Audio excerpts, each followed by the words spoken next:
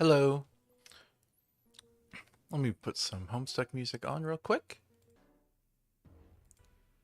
It's kind of quiet. Hi, it's Kyle Marshiku. Sorry, just fiddling with the settings here. Does it sound quiet to you guys? Well, anyway, I'm Kyle Marshiku. He, her, Q, Eldritch entity. I messed up the line. He, her, Q, Eldritch entity that pretends to be your equal. Hello. It sounds quiet to me. I'll crank it up a little bit.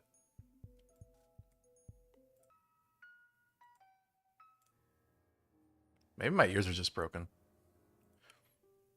You guys ever have that issue where like you wake up and for some reason everything seems to be at a lower volume and then you wait like an hour or two and suddenly your ears are back to normal? Where like Huey says, "Hey, hello, how's it going?" Sorry, I'm usually a little bit more professional than this. Kira says hi. Yeah, that sounds pretty good. All right. So, uh, recently on this stream, as well as my partner Kira, we played through Call of Duty Zombies, the original levels in World at War and Black Ops. This was a lot of fun because I kind of got my start on YouTube, being in the Call of Duty Zombies fandom, and it was nice to revisit that old passion with that project to try to go through all the levels. While we weren't able to get through all of them, I'm glad we were able to get through the ones we did, and I appreciate people donating to help us be able to afford those, quite frankly, expensive games. It's one of the reasons I'm not in that hobby anymore, is just because of how many games there are, and you can't just play the zombies. You have to buy all of it. You have to buy into the campaign and it's frustrating. But we've done that, had some fun, and so after that, we wanted to return to our modded Minecraft series. That's what we had been playing previously. So we'll do that. However, I like to ramble about various projects and stuff at the beginnings of my streams, and I have talked before about how I'm kind of running out of things. To be honest, I can only work so fast. One of the hard parts about being a creative person, being an artist, is it takes a while to make art. Uh, if you're an artist, you'll also probably understand the feeling of like visiting family members and they're like, "Oh, what have you been up to?" And you tell them about the 5 things you have been up to since you last saw them months and months ago, and then you have nothing more to talk about. So that's kind of how it feels a little bit. But I do have something I wanted to talk about today, and I did want to talk about Homestuck. So here, let me switch over. There we go. So I just have this playing in the background. So I've talked about Homestuck a few times before. It's one of my favorite series. It is, in a way, kind of done to me. I made these 2 video essays. One, the Homestuck is good actually, but also the Ultimate Homestuck recap that went along with it. And I talk about how Homestuck has been unfairly maligned, how much I loved it, what it is, webcomic for people who aren't initiated. Feel free to watch the videos. It has a special place in my heart, and it's been like canceled and put on hiatus and brought back several times before. There's a lot of drama regarding that, and most people only want to talk about the drama, which is kind of frustrating. It's a webcomic that's been going for over 10 years now, so there's a lot of drama if you want to mind for it, but I think it's genuinely good. I don't have any hopes that it's ever going to be finished, unfortunately. I do think there is value in knowing when to let a piece of media just be finished. And Homestuck, the original Homestuck, did eventually reach that point, but then they kept it going forward with the epilogues and the sequel. Look, I'm not mad at it. I like the epilogues. I like the sequel. But, you know, sometimes you just have to accept not being able to get a sort of final finale type of thing. Like Danganronpa, for example. I like Danganronpa, and one of the things I can say about Danganronpa is that it had a finale. It was over. And the creators went on to make other things. One consequence of that, though, is that no one really cares about Danganronpa anymore. It's kind of in the dustbin of history a little bit, which I think is unfortunate. I should check out that new game. I heard about that 100-line game. That might be worth checking out. But, anyway, about Homestuck. Okay. So, when I originally made my Homestuck is Good Actually video, I was working on it around 2023. I spent like a year and a half working on this video. because of the unique format Homestuck is shot in, flash animations, JPEGs, literal games, and a whole bunch of text, it actually was a huge pain to edit, a lot more than most media. It's not like a game where you can just like capture footage and then edit it. This is part of why I think very few people did a really good faith analysis of Homestuck, because it's actually genuinely hard to even be able to get the media to be able to edit it into an understandable format. But I did that. I was happy about it. You know, it was funny. If I ever loaded all of the media assets at a single time, my editing program would crash. That's just how much there was. I had to like piecemeal it. I had the video broken up into sections and had to add them together. But when I was working on it, we had Homestuck, the original Homestuck. You can see I have all the acts and stuff listed out here. In fact, I mean, it might be easier to, yeah. See, you see all this, and then we have Act 7, which is the last one. Then we have the credits, then the epilogues, and then Homestuck Squared. Homestuck Squared was the sequel to Homestuck. It was meant to continue the story with the characters as adults.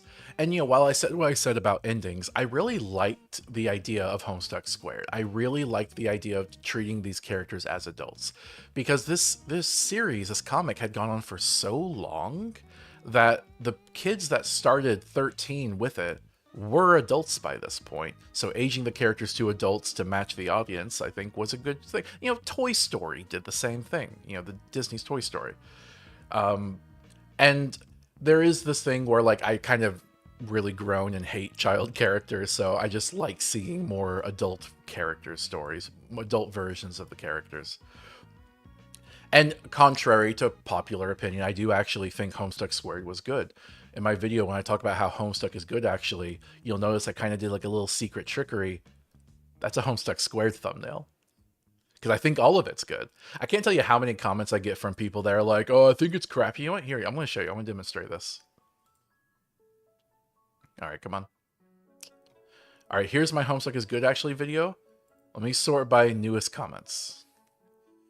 All right, here's someone talking about wokeness. Yay. Looks like a nice comment here. Wait, okay, sorry, it's prioritizing all the ones I've liked. It's not really showing the most recent ones.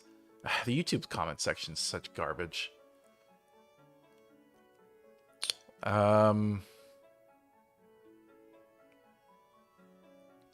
Yeah, okay, sorry. This isn't as helpful as I want. I can go in the back end and see literally the newest comments, but when I go here, it's still prioritizing the ones I've liked.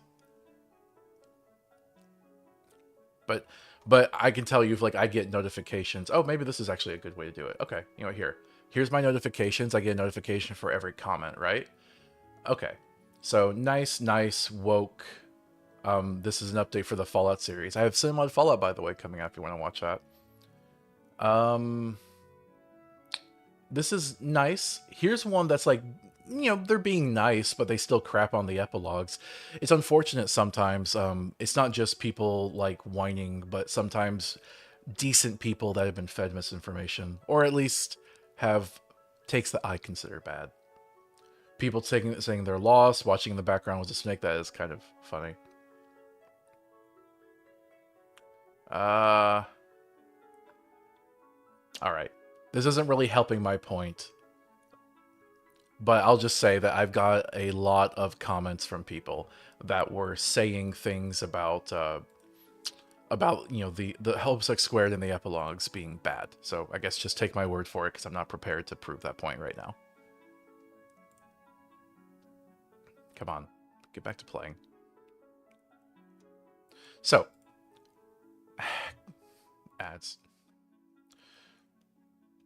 So here we have the epilogues, and here we have Homestuck Squared, where the characters are adults. And I thought it was pretty good. Some people disagreed, and there ended up being a harassment campaign. I talked about this in my Homestuck is Good actually video, where some people were saying it was too woke, some people were saying it wasn't woke enough, and they ended up harassing the creators until they eventually quit. I thought it was tragic. It was also transphobic. A lot of people don't realize just how gay and queer the writers and creators of Homestuck Squared were, and I genuinely think it was a tragedy that it was ended. That's not to say it wasn't without its criticism. One of the things, like this Yiffany character here, was often used to bash the creators, but this was Andrew Hussey's creation, the original creator. It was look, he had some bad ideas. I'm sorry. They had some bad ideas. Sorry. Anyway, so Homestuck Squared was killed, and I talk about that in this video, where eventually it just cuts off at one point. I'm gonna just play the little end here just to give some context of where it leaves off. In the Meat timeline, Kanaya, Jane, and Roxy are uncomfortable by Dave and Karkat kissing all the time. The non-ultimate Calliope is also here, hiding in the vents out of fear for their godly other self. In the Candy timeline, Roxy invites John into her secret lair where Calliope has been constructing a device that could use the black hole to tap into canonity. They call it the plot point, and they tell John they need the most plot-relevant character they can find to make use of it. They ask John to rescue Vriska. And that's it. Homestuck Squared just ends there. Well, okay, not exactly. See, yes, this is where the original team of Homestuck Squared quit production. See my other video for why. But in the more than a year I've been working on this video, against all odds, Homestuck has returned, under a new name, Homestuck Beyond Canon, or HSBC. Given the new authors, art styles, retcons, and sudden shift in the direction of the story, I think it's best to consider Beyond Canon effectively a new act, following up to Homestuck Squared. Think of it like a less extreme version of Berserk versus New Berserk, where the writing torch was passed on to new writers. My goal here was to recap. Okay, so that's the gist of it. After the team that made Homestuck Squared was harassed into quitting, it languished in an indefinite hiatus for 3 years, and it just so happened during my production I wasn't able to get the video out before it got restarted up under the tutelage of James Roach, one of the big Homestuck musicians. And then it got brought back. I cover Beyond Canon and how it had been created so far. There's some pretty cool stuff there. I really like the Vriska quests here. Genuinely really cool. And I talk about how much it goes up to. And I did it up to the time of releasing the video. That's all I can do. That's what happens when something just is in a constant state of release. After I did that, unfortunately, there was a flash animation that I wasn't able to include in the video, but I did do another stream where I covered it, and it was really cool. I had some criticisms, but ultimately it was pretty awesome. And it has since gone still. Like, it's... hold on, let me get back to the video. The Homestuck Beyond Canon is still updating, or at least it had been. I got a lot of comments from people saying, like, June is finally confirmed. That is the main character, John, transitioning into a woman. I take issue with the confirmed statement there. It seems like that might be the direction they're going, and I wouldn't say confirmed. You know, I am so sick of people barely committing to having gay and trans and queer characters. I want it to be fully there before I use a word as solid as confirmed. So I have higher standards. Sorry. I just don't want to be that desperate for representation. I hope you understand. But it is good that they were going that direction. I was happy to see it go forward. I would like to see more of that. Unfortunately, Homestuck is on a hiatus again. Like, really? Again. They made an announcement. Hold on, let me just pull up Homestuck BC Beyond Canon. Here's the actual website. Here's James making an announcement, and he is stepping back. And like, no hate to him. You know, I can imagine it was a high pressure position to put himself in. And it seems like I've heard from people, yeah, look after my health. He's having some medical issues. Rockstead says this is some really niche stuff. I mean, there was a time when Homestuck was like super big on the internet and crashed Newgrounds. I would say it's old stuff, sure. But, you know, there's still a big contingent of fans. My Homestuck video got 53K views. The other one got 100K. Oh, finally got 6 digits. That's nice. But I do feel like this represents the entirety of the modern Homestuck fandom. It's just not as big as it used to be, unfortunately. Anyway, so the creators of the webcomic Homestuck Beyond Canon have stepped down again, or at least the big guy James did, and now other people are taking over these people. And I wish them luck, but again, it's another shifting of hands, and it's already so soon. They called this Homestuck Beyond Canon part. Uh, they called it the conclusion of Act One. That flash animation I just had on screen a moment ago, that was meant to be the conclusion of Act One. Whereas I made the claim that we should treat. Man, this music's getting a little rambunctious. I made the claim that we should treat Beyond Canon as a separate act from Homestuck Squared. They didn't. Officially, Homestuck Squared and Homestuck Beyond Canon, these two sections are all, including the flash animation, these are all Act 1 of Homestuck Squared. I thought that was in kind of bad taste, to be honest, because like this was made by a completely different team under a completely different art direction, and the story does have a pretty like hard angle turn here when it goes to the new creators, which is bound to happen. But I don't like retroactively taking what was already made here and saying that's part of your Act One. um I just, these are two separate things, and the fact that they're shifting creation again means that what they call Act Two is going to also have a hard angle right turn, at least to some extent, maybe less of one this time.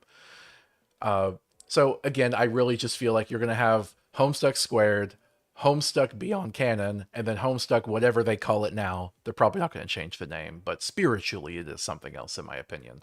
When something like this gets a new creator, a new vision, I think that's a notable thing. So Homestuck's in this wishy-washy, timey-wimey type of state that's a bit frustrating, to be honest.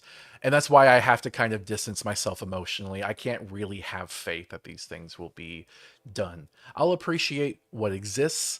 I feel like I need to have hard lines between what is what to be able to appreciate it.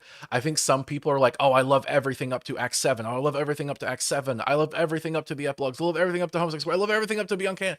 And like, I don't like the negativity they take with that sentiment. I don't like how they they're just trying to draw lines to figure out what's acceptable to hate. I don't like that. But I do feel like the lines are necessary for evaluating a piece of media. Like take Star Wars, for example, right? What is Star Wars? Is Star Wars the first three movies, the original trilogy? Is Star Wars that trilogy plus the prequel trilogy that George Lucas made? Or is Star Wars those two trilogies plus the three movies of the trilogy that Disney made when they acquired the IP? And then what about the extended universe of all the books? This is why I think canon is a foolish concept, by the way. What is canon? Whatever the current IP owners say it was? Because at one point, all of those different answers I gave about Star Wars were canon. But now Disney says the extended universe and the books aren't canon. So do you just give a corporation the right to revoke canon? No, that's bullcrap. So it can be useful to be able to know these lines so you can form your own canon in your head, or perhaps more usefully, I like to consider all of it as some type of canon. But it helps me to be able to evaluate these things for what they were. The original Homestuck was amazing. I thought the epilogues were actually kind of interesting. Well, more than kind. I think they were just straight up interesting. Homestuck Squared, I actually really liked. I liked where they were going with the story. I thought it was more political, more actionable. The characters had more agency. They were adults. And then Beyond Canon, there were some strange attempts to try to revise previous content that I don't like, that I just felt like were fan pleasing. However, there was some more emotional depth added to some of the characters, and I thought the places they went with that, and they kind of accelerated to a war. I thought those were interesting as well. They all have their different perks. They all have their own flaws as well. So that's my general thoughts on the messiness of Homestuck authorship. Worldly Kiwi says, sorry, I'm just now getting to it. Apparently, Hiveswap's dead too, which is probably for the best. The world building was kind of booty. So the thing is, James Roach was not just in charge of Homestuck Beyond Canon. He was also the guy in charge of making Hiveswap. Hiveswap has 2 acts. It's one of those episodic games that's supposed to have like 5 acts. This is, by the way, why I don't give a crap about Deltarune. Everyone's raving about Deltarune, and I'm just like, I'll wait till the game's finished. I have been burned too many times on act episodic games that never get finished. And like, I don't think what exists for Hiveswap is bad. I do like it. I think it's a bit of a slow burn. It's not super exciting. If you want like time travel and revelations, it's probably not your thing. But if you want to like go slower with like learning about some characters, I think it's fun. So, you know, if you're more a fan of Tumblr, I suppose. um, but yeah, I think what's there for Hiveswap is interesting, but I said in my video that I don't ever think it's going to be done. And James retiring to me is confirmation that that's going to be the case. You know what? Here, let me go to Reddit. I do have a Reddit account. I'm not super, oh, I'm not logged in on this computer. Crap. Well, I posted on Reddit basically saying my thoughts on this about how unfortunately I think this does confirm the Hiveswap situation. Act 3 is, in my opinion, never coming out. And if it does come out, that's only going to be because James had already done or overseen most of the work and they limp it across the finish line. Act 4 is never happening. And some people, I think, again, I kind of talk about the Kickstarter in my Homestuck video, but my Homestuck video, some people might like call that fraud or something. Like, you promised us this video game and you're not finishing it. And that's bullcrap. When you donate to a Kickstarter, you are making a speculative investment. You are not guaranteed to it paying out. What you are guaranteed to is that the people try. You are not guaranteed success.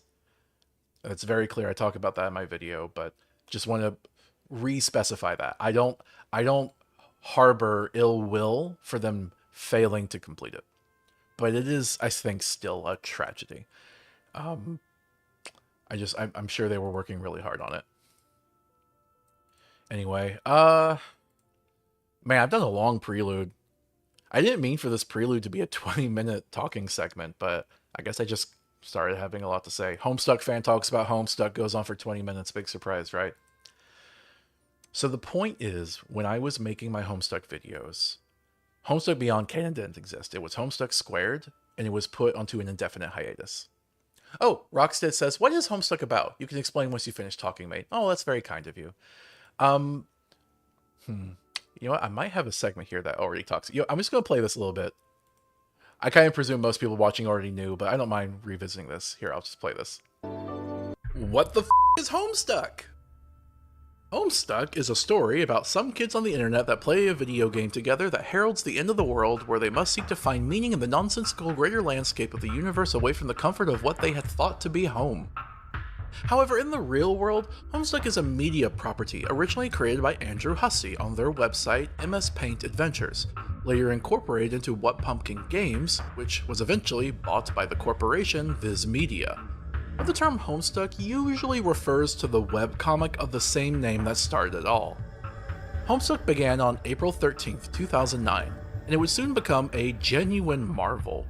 Webcomics like it existed prior, but Homestuck managed to hook an audience that appreciated how it blended the interactivity of video game mechanics, both in function and in the narrative, into a serial webcomic format. The core content were just images, but frequently included walls of text, dialogue, and narration. Accompanying the static content were flash animations, musical compositions, and even the occasional interactive game. Yeah, I'm so proud of this video. I did a great job. Thank you, past Kyle. You're welcome, future Kyle.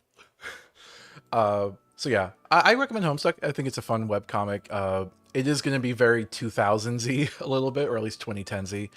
There is a Let's Read Homestuck dub that I recommend everyone to watch. It starts off a little shaky, but it gets better because it has like proper voice acting and stuff. Like here, let me just click a random bit. Deities worshipped by a primitive paradise planet. But your prayers know me and found out how much there was to hate? Think a fucking again! This goofball is dreaming about. Too bad these stupid... Okay, yeah, so definitely recommend. I like Homestuck. Anyway, I say all of this stuff because At the time I made my videos, Homestuck was on an indefinite hiatus, circa 2023, before it got brought back. It had been on a hiatus for 3 years. It looked like it was never going to be finished. This video was supposed to be closure for me. I was talking about a series where the creators got harassed into not making any more of it, and it failed to get a proper ending. When I first started talking about Homestuck, it was talking about a media property that had been robbed of an ending. And instead, we get this kind of wishy-washy start and stopping type of thing that I've been talking about for the past 20 minutes. So, what I tried to do in the original version of this video is I had a section where I fan-fictioned my own ending to Homestuck. And I said, when I finished this video, I had cut that. I had removed that section and instead put in a whole bit here about Homestuck being brought back from the dead. Here, let me just play that real quick. It's probably relevant. Something I never expected. Homestuck Squared came back to life. Homestuck is back. It's actually back. New pages are being made. There's a new team making it, led by notorious Homestuck musician James Roach. We're seeing progress on the Candy and Meat storylines. Okay, and you get the picture of it.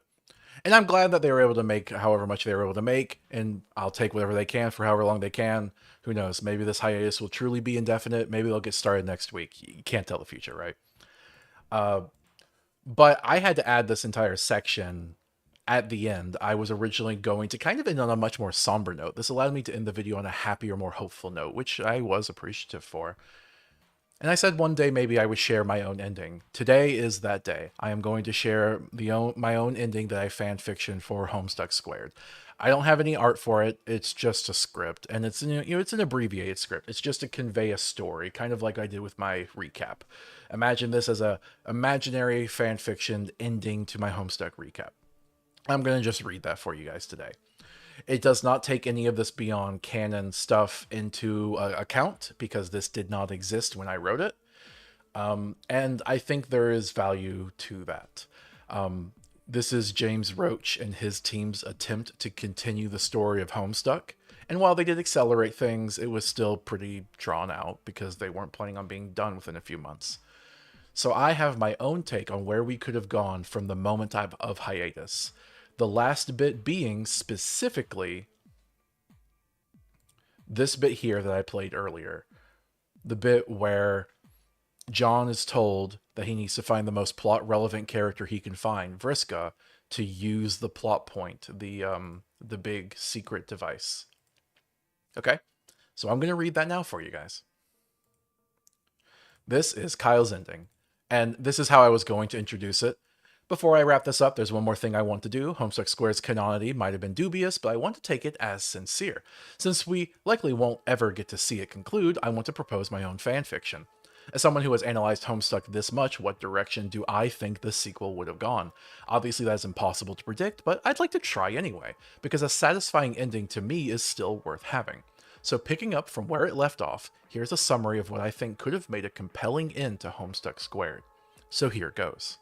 Homestuck Squared, Kyle's ending. So, oh crap. Okay. I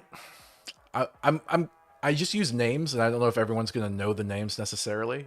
Okay, hold on. Where's the collage at the end here? No, it's in the other video. Okay, let me play the collage real quick, just so I don't have to go over every single character.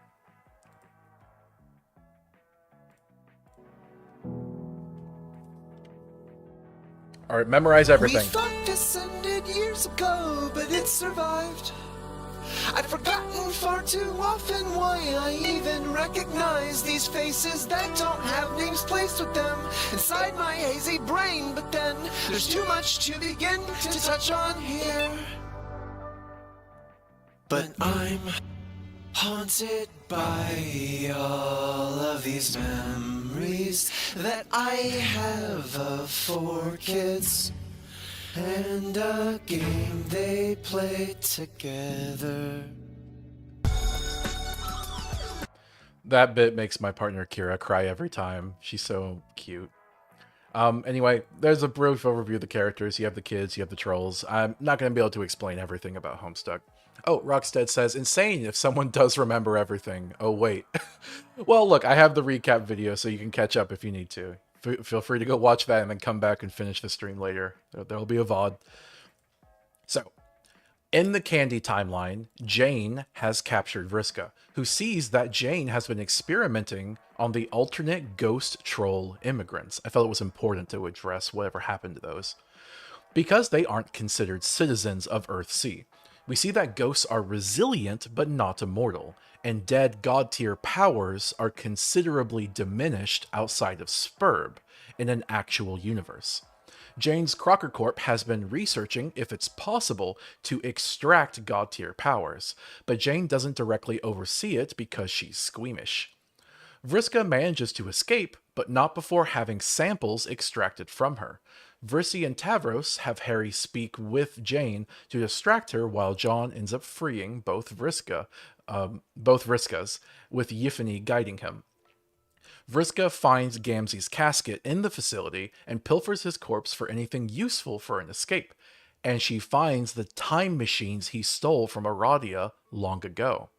Vriska uses them to help her, John, and Yiffany escape the facility. John takes Vriska to Roxy's secret lair, where they explain the plot point to her, but Vrissy follows. This was, by the way, before Roxy's secret lair was confirmed to be the same place as the Troll Meteor, so in my version, they're two separate places. Vriska is extremely excited, ready to be relevant to the plot once again. Unfortunately, she can't jump to the meat timeline's Vriska because one doesn't exist. Ultimate Calliope tries to steer her other self away from this course of action, but Vriska demands it. Calliope uses John as a catalyst, portaling Vriska from the Candy timeline to John's equivalent location in the meat timeline. This is me feeling like it was inevitable that the two timelines would cross over. Vrissy appears before them and says to wait for her. In the meat timeline, Vriska appears directly in front of Terezi, who is emotionally paralyzed upon finally seeing Vriska again. Vriska gives her a hug when Dirk intervenes, extremely angry about her intrusion in his narrative. Vriska fights him, but she underestimated the power of the ultimate self. Misfortune constantly befalls her in the fight, and Dirk stays his hand, deciding that killing this intruder would only come back to bite him, as it has always done. Because every time he kills Vriska, she somehow finds a way to come back. Dirk uses his heart powers to rip Vriska's soul out of her body, confining it within a jar-like Spurb device. Dirk takes the time machines off her body and claims he can make this work, while Rosebot scoops up some of Vriska's blood. Terezi is emotionally distraught, but Dirk enforces his will upon her to make her behave. Back in the Candy timeline, Vrissy demands they bring Vriska back, feeling abandoned by her other self, and Calliope acquiesces. But when they bring her back, only her lifeless body comes back. Vrissy is distraught and leaves crying to find her friends. John, Roxy, and Calliope discuss what to do next. In the meat timeline, Terezi helps Rosebot win the creation competition, providing John's body for ectobiology. Rosebot mixes the genetic material from John, Vriska, a carapacian tube, and a salamander egg to make her species. Dirk snarkily admits defeat when his hyper-intelligent ironic squid creatures fail to match hers. I thought he was going to make the Cthulhu creatures. I guess it makes sense that Rose did in the Beyond Canon's version, but I was going for something different. And he agrees to move forward with her creations, but makes an editorial decision to add a cherub tooth he somehow acquired to the mix. He does not explain how he got it. So, my idea for the Deltritons was that they would be a combination of all the species that came before. I figured Dirk would want something really epic and cool like that. I wonder if I can find it in here somewhere. I had a picture. Let's see. Come on. Where is it? Where is it? Where is it? Should be in here somewhere.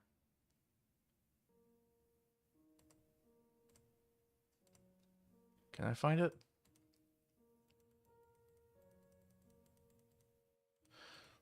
I know it's in here somewhere. Sorry, there's I ended up getting a friend of mine to do a sketch of what the Deltritons would look like, because when I was originally making the script, I was going to have it animated.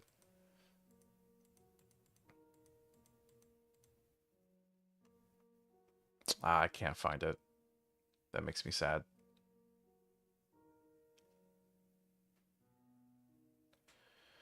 Well, I'm sorry. It kind of looked like Caliborn and Calliope, but with more humanoid features to make them less skull monsters, while also having troll horns.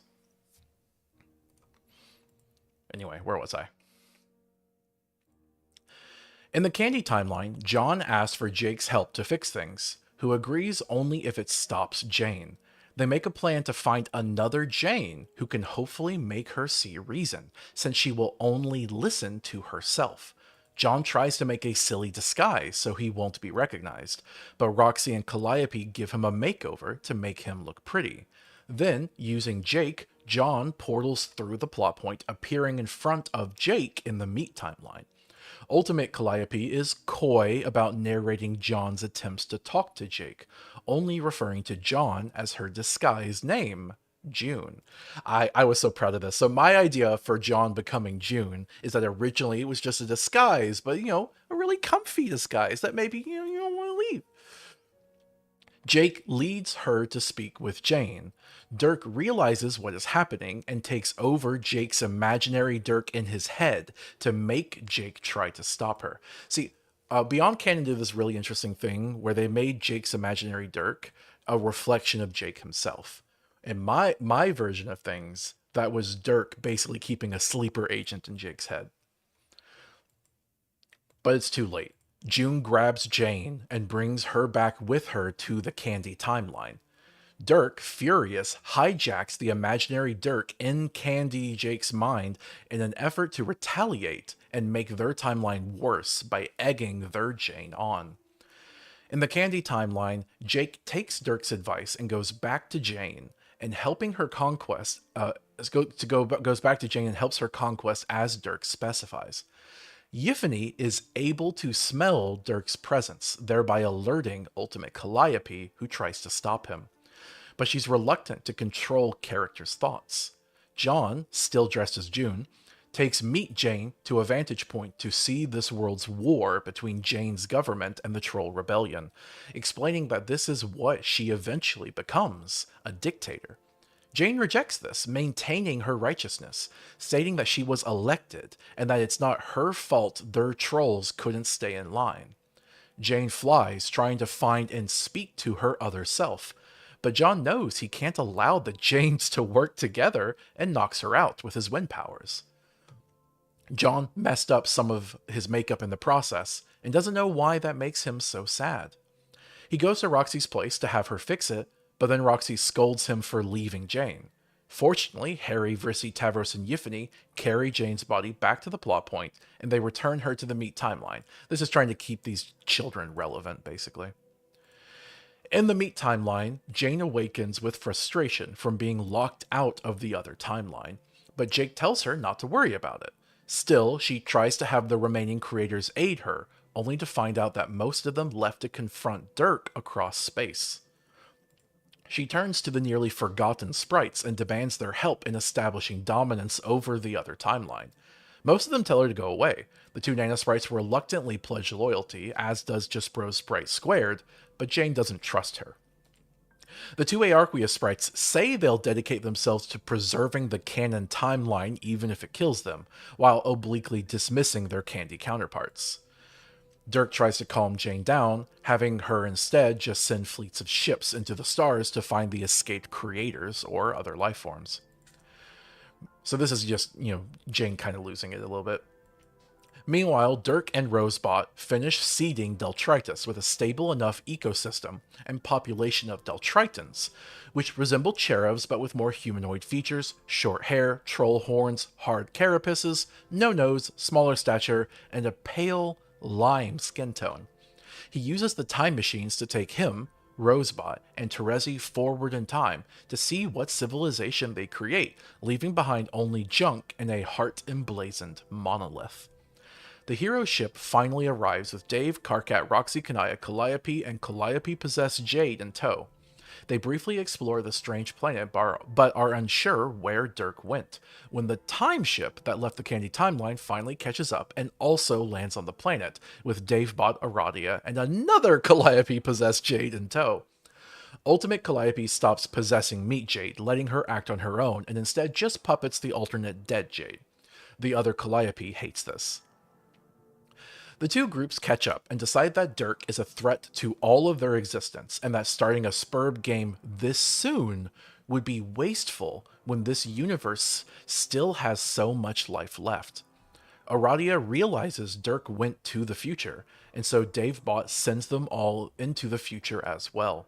Dirk is in a lair, sorting through potential players, and he's finally found his first one. He introduces a new character, Bramura Mantica, a Deltritan who is unremarkable in almost every way, having just experienced his 13th birthday. Through his brief introduction, we see that Dirk is a deific figure on this world, but his reverence is a bit aloof, a bit dark, almost Luciferian.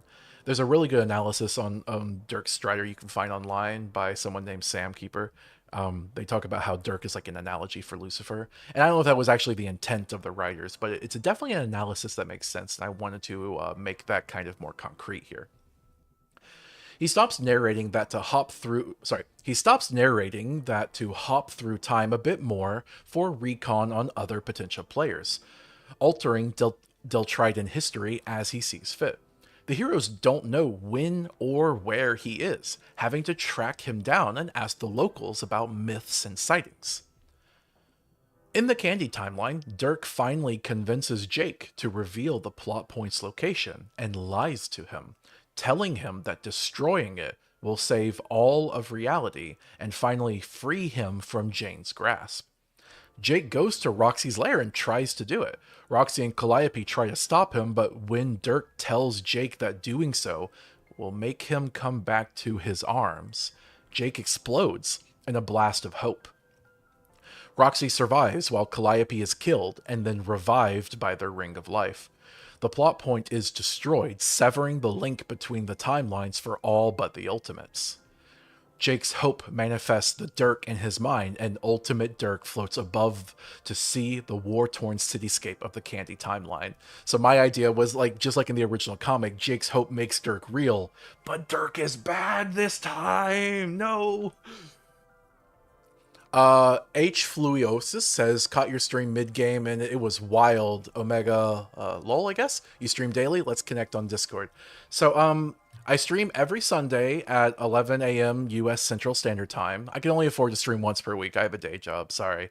But I do release edited videos of Cinema and Fallout, and we're back to releasing those twice a week. My channel is called Kyle Marshiku, if you want to look me up on YouTube. But I'm also on Twitch when I stream.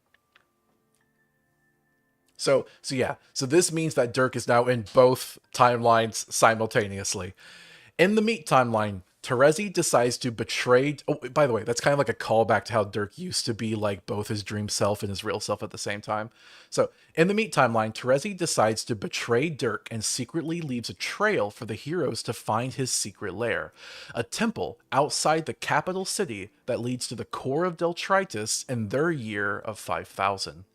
It's Bramura that picks up Terezi's message and leads the heroes to Dirk, and Terezi distracts Dirk from narrating by hitting on him. Dirk, who is still gay, is offended and beats her severely. I figured Terezi might not understand fully what being gay means. Bramura and Calliope relate on feeling like weirdos despite being unremarkable, and Bramura assures Calliope that neither cherubs nor Deltritans are inherently monstrous. Dirk flies into the skies, mirroring his Candy splinter, and both Dirks face down their respective opponents. So this is the big final fight. Imagine like a split screen where you see a Dirk on future Earth-C and a Dirk on Deltritus. On future Deltritus. They're both in the future, but different futures. In the Candy timeline, June rescues Roxy and Calliope, fearing she lost them. The emotional experience prompts her to embrace her name as June, with encouragement from Calliope. I really, really liked the idea that because Calliope was always kind of gender bendy, and Roxy is like conditionally gender bendy, that the two of them would be the ones to really embrace June's identity. The three of them go to face Dirk, and Rose, Jade, and Kanaya join them. They have an enormous fight where we see Calliope has been training with a sword. In the Meat timeline, a similar showdown occurs with an even more powerful Dirk plus Rosebot versus Dave, Karkat, Roxy, Kanaya, Teresia, Radia, Davebot, Jade, Calliope, and Ultimate Calliope. This battle is apocalyptic to the Deltridans, destroying much of their capital city. So the future Earthsea fight would be a sort of like dystopian future type of fight, whereas the Deltridan fight is like gods, like imagine like Warhammer type of fight type of thing. On the Candy side of the twofold Dirk strife, Jake realizes that Dirk is hurting almost everyone he's come to love. Dirk has only hurt him, and so has Jane. Dirk gets the upper hand in the fight, about to kill June, who housed him when he needed it, and Jake whispers goodbye to his son before putting a pistol to his head and firing. Dirk and everyone else looks at Jake dumbfounded. In a split second, Dirk vanishes from this timeline forever. It is heroic. So I know there's a lot of controversy with Jake, where Jake so often is kind of like plays the role of the hero, but then fails or, bleeps it up at the last second. Even in Homestuck Beyond Canon, they decided to have a moment where Jake finally confronts Jane, and he fails and she beats him almost to death. A lot of people were upset about that. And I understand why. People want to finally see Jake succeed. But I think part of Jake's character is not really knowing how to succeed. So in this moment, I decide to have him make the ultimate sacrifice. He literally kills himself. He does a suicide. But because this Dirk is a figment of his mind, he takes Dirk with him. And I'm proud of that. Sorry, I don't mean to gush over my work so much, but look, if you can't have pride in your own work, then who can, okay? On the Meat side of the strife, Dirk clutches a bloody spot on his head because, he was mentally connected to the other version of him that was just killed. But fights with even more vitriol. He had been content to die eventually, but he proclaims he's not dying before he even manages to launch Spurb. He begins to rip the souls out of his opponents, while Davebot and Ultimate Calliope interject events in the narration. I really love this idea of multiple narrators fighting. I can just imagine the narration being like, and then this happens. No, it doesn't. Yes, it does. No, it doesn't. Well, okay, fine. This happens. Well, this happens. Kind of like, if you've ever played pretend on the playground as a kid and like people just try to insert different facts about the pretend world, that type of thing. As Kanaya's soul leaves her body, she gives a heartfelt plea to Rose, just hoping she'll hear. And for the first time in a long time, she does. But not before Kanaya's soul dissipates. Rosebot realizes that Dirk... Oh, there's some lightning outside. I don't know if you guys can hear that. Where was I? Ah, crap. Hoping that she'll hear, for the first time in a long time, she does, but not before Kanaya's soul dissipates. Rosebot realizes that Dirk has been using her, and she reaches inside and rips out her heart to be done with it. With Rosebot on their side, they have a chance. Right when she halts Dirk's soul siphoning, Calliope comes up from behind him and slashes him in half with their own sword. Ultimate Calliope breaks composure in the narration to have a chuckle at the irony. As Dirk bleeds out, he laments a final soliloquy I want to say, by the way, you might be wondering, like, why don't you have Calliope like decapitate Dirk's head? And my idea was Dirk's already been decapitated so many times in the story. While I could have a decapitation here as a callback, I thought it actually would be better to up the ante. Dirk wants the story. He wants his end to be narratively fulfilling. He wants to end in a way where he gets to have the last laugh. Calliope doesn't care. Calliope cuts him in half, which is not the way he's supposed to die. That's why I did that. As Dirk bleeds out, he laments a final soliloquy where he expresses pride in the story he told, while not the story he had hoped to see, much shorter than he'd like. He dies saying it's ironic that, like many authors before him, his masterpiece is simultaneously beautiful and imperfect. Rosebot punctuates it by saying his death is just. I just love the idea of Rosebot being like grimacing at him, her wife just having died, and she just goes, his death was just. And just like that, Dirk draws his last breath. Aradia grabs her old time machines, wondering where they had been. The heroes return back home to Earthsea, except Rose and Dave, who stay. In the Candy timeline, the threat is gone, but then Jane rears her head. Time for the emergency secret boss fight. Having seen Dirk disappear and Jake kill himself, she loses it and powers up like something out of Dragon Ball Z. She reveals that she's imbued herself with other god tier powers, possessing powers of not just life, but also breath, light, and rage from John, Vriska, and Gamzee. She's capable of casting combinational frame motifs on her own, and begins casting a blight upon the land around her in her fury. The troll revolution arrives, and Karkat and Mina are seen ordering missiles to target Jane, but it's not enough. Jane beats the heroes badly, but focuses on killing the troll army, slaughtering hundreds of trolls and troll ghosts. She remembers the heroes and turns towards them, powering up another blight. And just when all hope seems lost, a light from behind shines, and we see Tavros, Jake and Jane's son, step into battle, glowing with hope and holding an empty Crocker Corp vial. Harry, Vrissy, and Yiffany step up behind them with mind, doom, and blood power auras. My idea here is that the kids were slightly helpful up till now, but they're the ones that bring it home. It's these kids that make the difference, the new generation, respectively.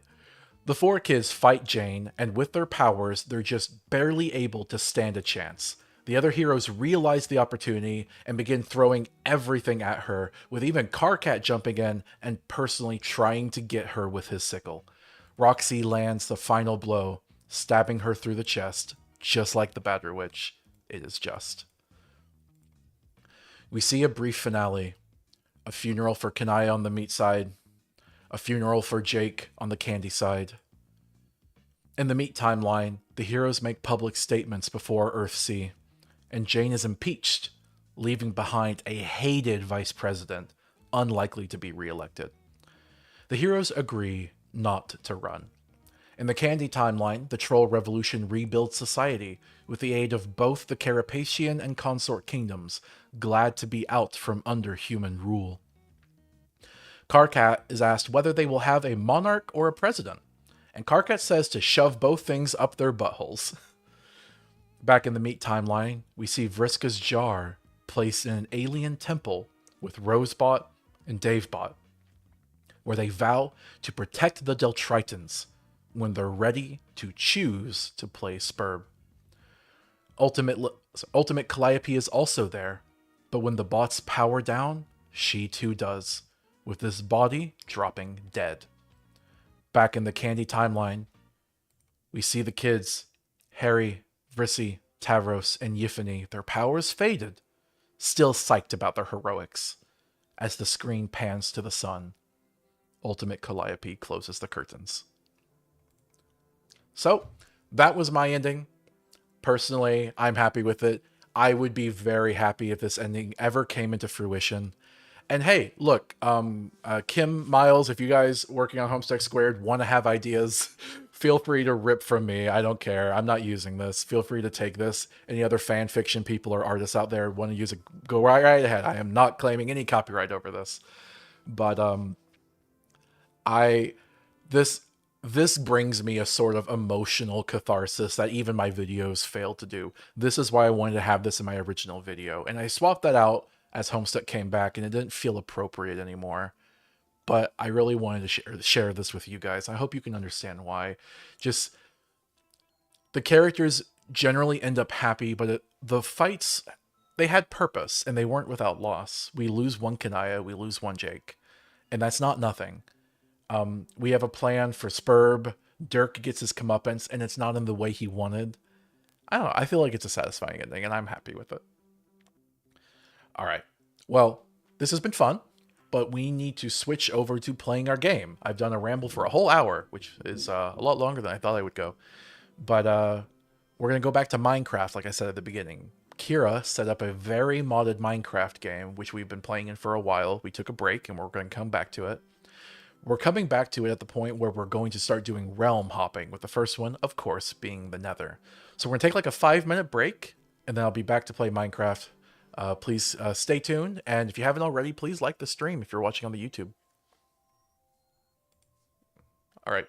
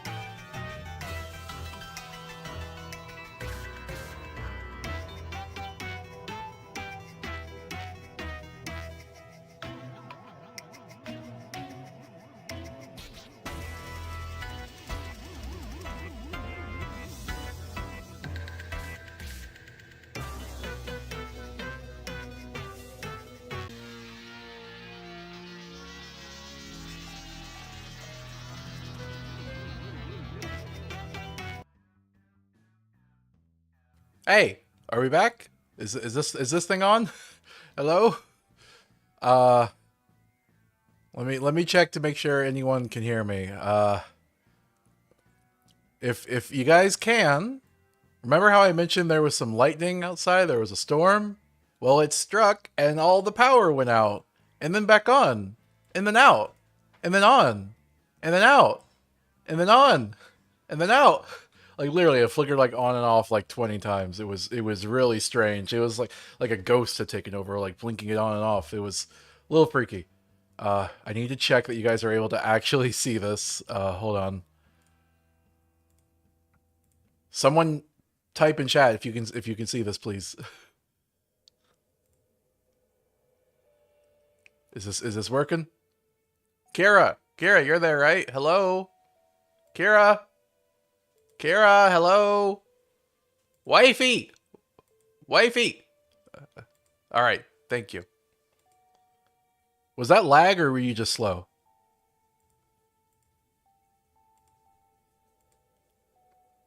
Hello? Come on. You're my wife. You're supposed to, like, do things for me. It was just slow? No, were you slow? Or was it lag? That's what I want to know. I was just slow. Okay.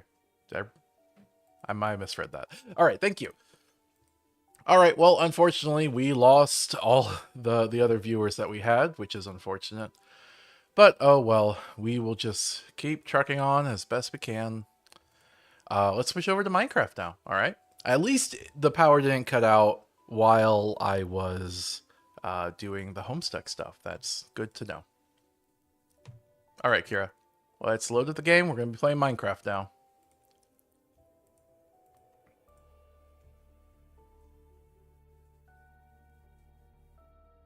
All right. It is going to take a minute to boot up. As you guys can see here, I have Minecraft, but it's very modded, so normally I have this already ready, but for obvious reasons I do not now.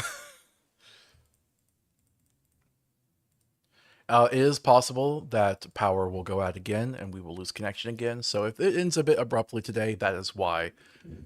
Oh, I can even see emergency vehicles outside. Hope people are okay. Well, if it ends abruptly, we might try to come back or we might not, depending on whether power comes back. I can't really say for sure. But, whatever happens, we will be streaming next week at the same time, 11 a.m. US Central Time. I'll find something to rant about or we'll play Minecraft, not sure. We're going to be kind of just going with the Nether for a while, and then we'll later switch over to doing other realms, and we'll probably go by faster. The Nether is the most important realm in Minecraft besides the overworld. Oh, wait, I gotta get the wifey on the line.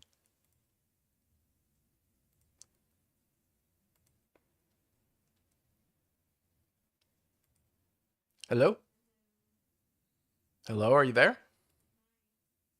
Kira? Kira, are you there? Hello?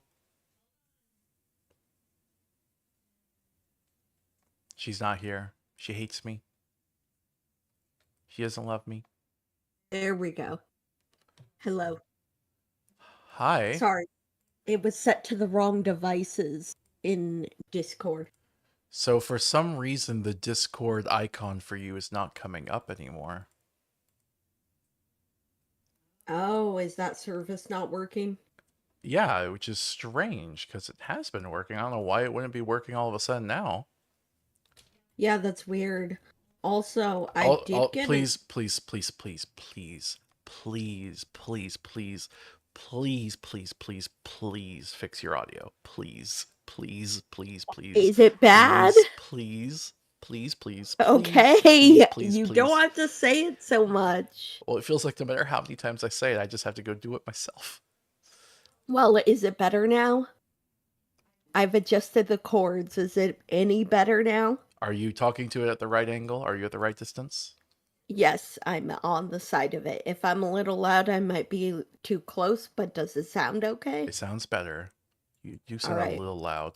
It doesn't make any sense that it's not working though, because I go to the link and it's there just fine. Uh, sorry for the troubleshooting, everybody. Power went out. Uh, Yeah, that's really weird. There actually was a notification about an internet outage in our area, but we got it back, so we're okay. I guess I just have to add a new thing. What type of thing is this? This is a URL? Kira, entertain the people while I fix this. Yeah, sure. So,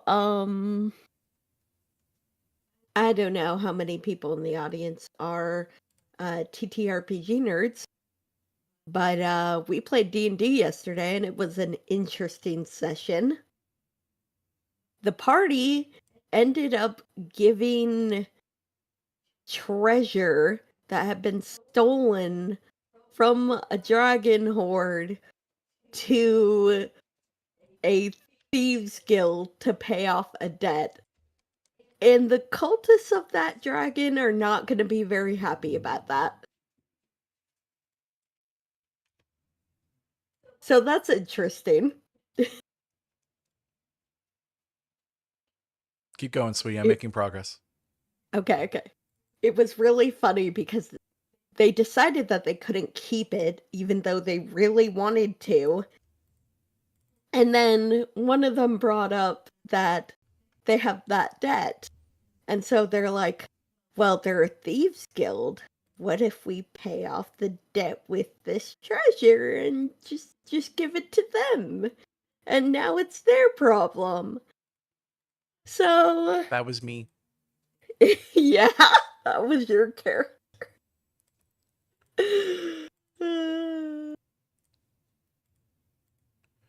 Okay, I had to basically recreate it because for some reason it just broke the old version. I don't know how that happened, Okay. but I got you back on the screen. That seems to be working now. All right. Okay. That's good. I got really worried for a sec because I heard Hey, strong wind out hey, there. okay, I need you to control your volume because I'm tempted to turn you down right now because you're too loud, but I'm worried if I start doing that, then you're going to start whispering and you're going to be too quiet. It's fine. I'll just move the mic a little bit more away from me. Okay. I am loading up Minecraft now. We are finally getting into this. Let's make this happen. Mm-hmm. I've got the game loaded, so just let me know when you open it up for me to join. Okay. I might be a little rusty. When we get into the game, I'm going to show everyone the state of our home. We have improved it a little bit between sessions, but also just want to go over everything we've done. I think we have a really cool home. Mm-hmm. All right, you guys can see Minecraft loading up there. Just give it a minute. Yes. Oh, man, that was kind of stressful, honestly. Mm-hmm. I had a lot of fun reading that Homestuck stuff, though. It had been so long since I wrote it that it kind of was like experiencing it for the first time, you know? I really love how you use the kids. Thank you. I feel like the kids are very underutilized. I agree with you there. Like, I don't care for kid characters, but if they're gonna be there, they need to have a reason to be there, right? Mm-hmm. And I feel like if you're going to have your characters turn into adults and then they have kids, I think leaning into a sort of new generation passing the torch motif is important. Mm-hmm.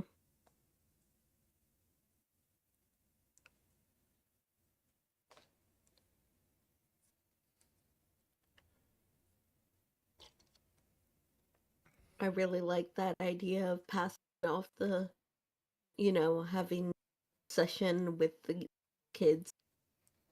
You you like having pass off the session with kids.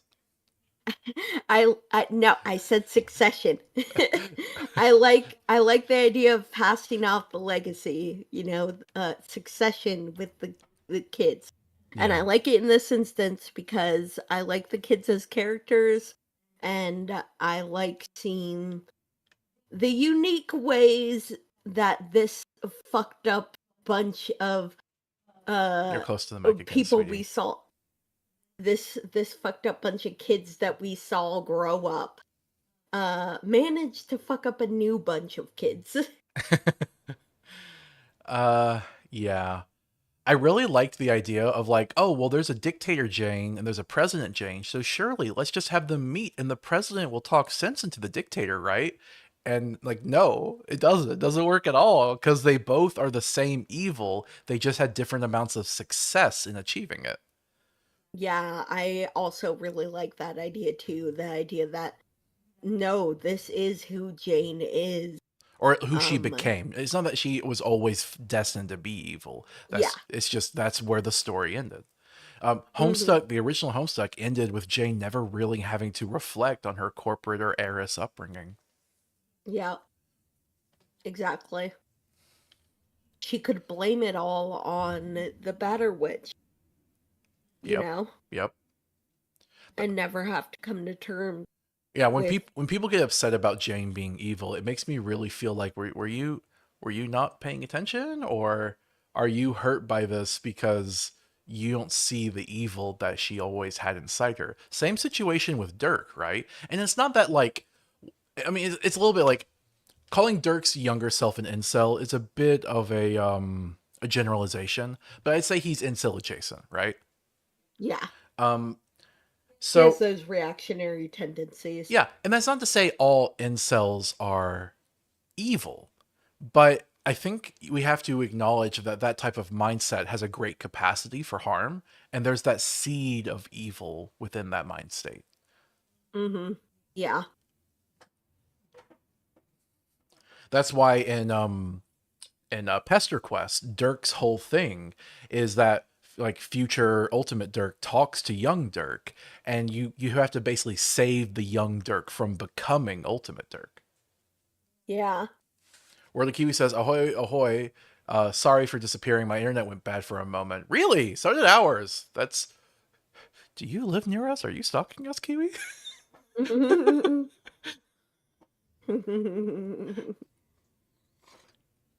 Man, this is taking forever to load. Yeah. The Minecraft with this many mods.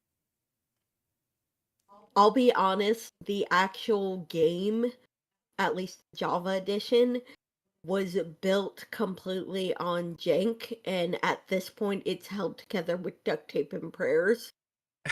And it is not optimized at all, because the thing is, they've just kept building Okay, and sweetie. building on Sweetie. that. I am in. I forget how to do this. Do I go to single player and then invite you?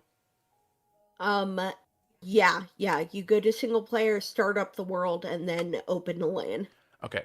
And I make sure you okay. toggle cheats on before you open the LAN. Okay, I honestly forget. Do I play this game with keyboard and mouse or with controller? Keyboard and mouse, because there's lots of hotkeys for Okay. modded stuff. Okay, sorry. It's just been a bit. Yeah, that's fine, sweetie.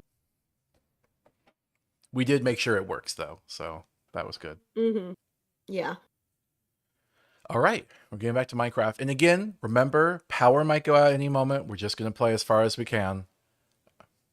Sweet, it saves every night, right? Every in-game day?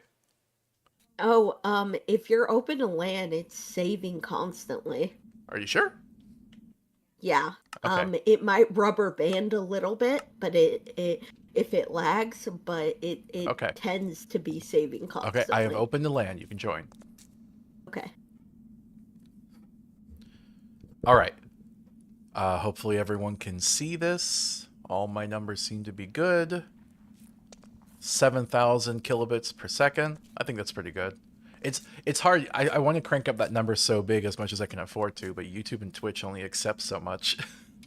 All right. So we have a nice loadout. We've turned all the foul slime into foul candy, or at least a lot of it. All right, so let me show you our home. Oh, I've got a lot of pumpkin pie. Oh. I'm having a little bit of latency on my end. Maybe it's because you're actively trying to join. Where are you? I'm in the basement. Oh, you are. Yep, I'm already here. Okay. We have that. Okay, that was strange. Okay, Kira, come out. Yes. Okay, it's almost nighttime. We're gonna sleep, and then I'm gonna show off our home and everything to anybody that might just be joining us. Hi. We tend to get more VOD watchers than live watchers anyway. Oh, I guess we might want to take off our outfits to show what we really look like.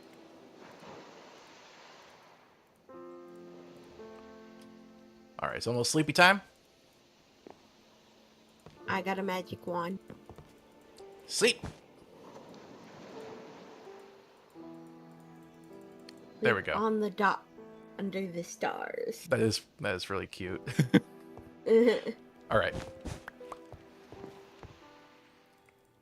You took my yeah, thing. Okay, so this is Kira, my lovely wife. Say hello.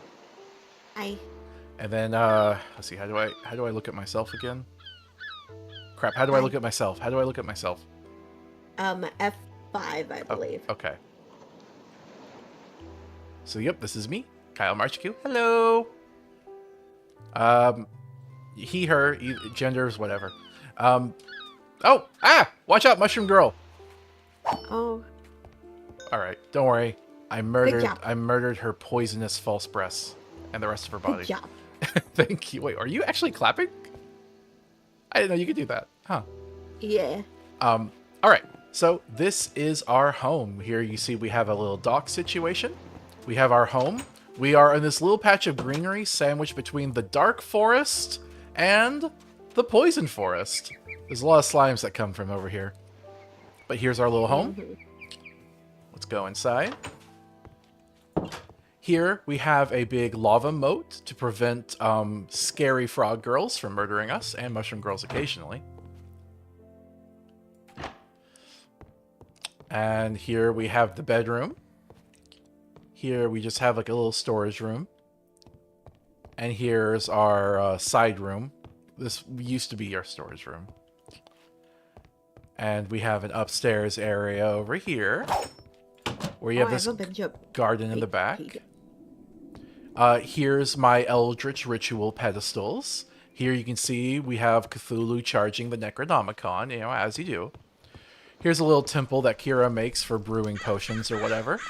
a bunch of other magic stuff that she's put in front of the stairs for some reason. And then here we have a windmill and a solar generator for power.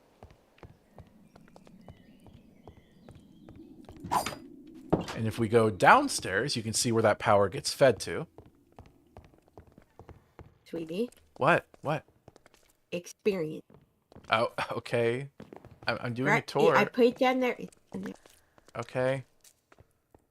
Hold on. Kira wants to grab my 8 levels. There you go. Throwing it. Thank you. All right. So here's our dungeon. And these are all of our power devices. This is our power cube where all the power goes. And then it funnels to all of these devices. We have our inventory. A lot of cool machines. I like making these. It's fun. And we have this. This is a new machine we've built. It is connected to the grid. It's just hidden behind the wall. But before I get to that, here we have some non-powered machines. And here we have our glass chute with an elevator. So let me call it down. So here we have sea level up here.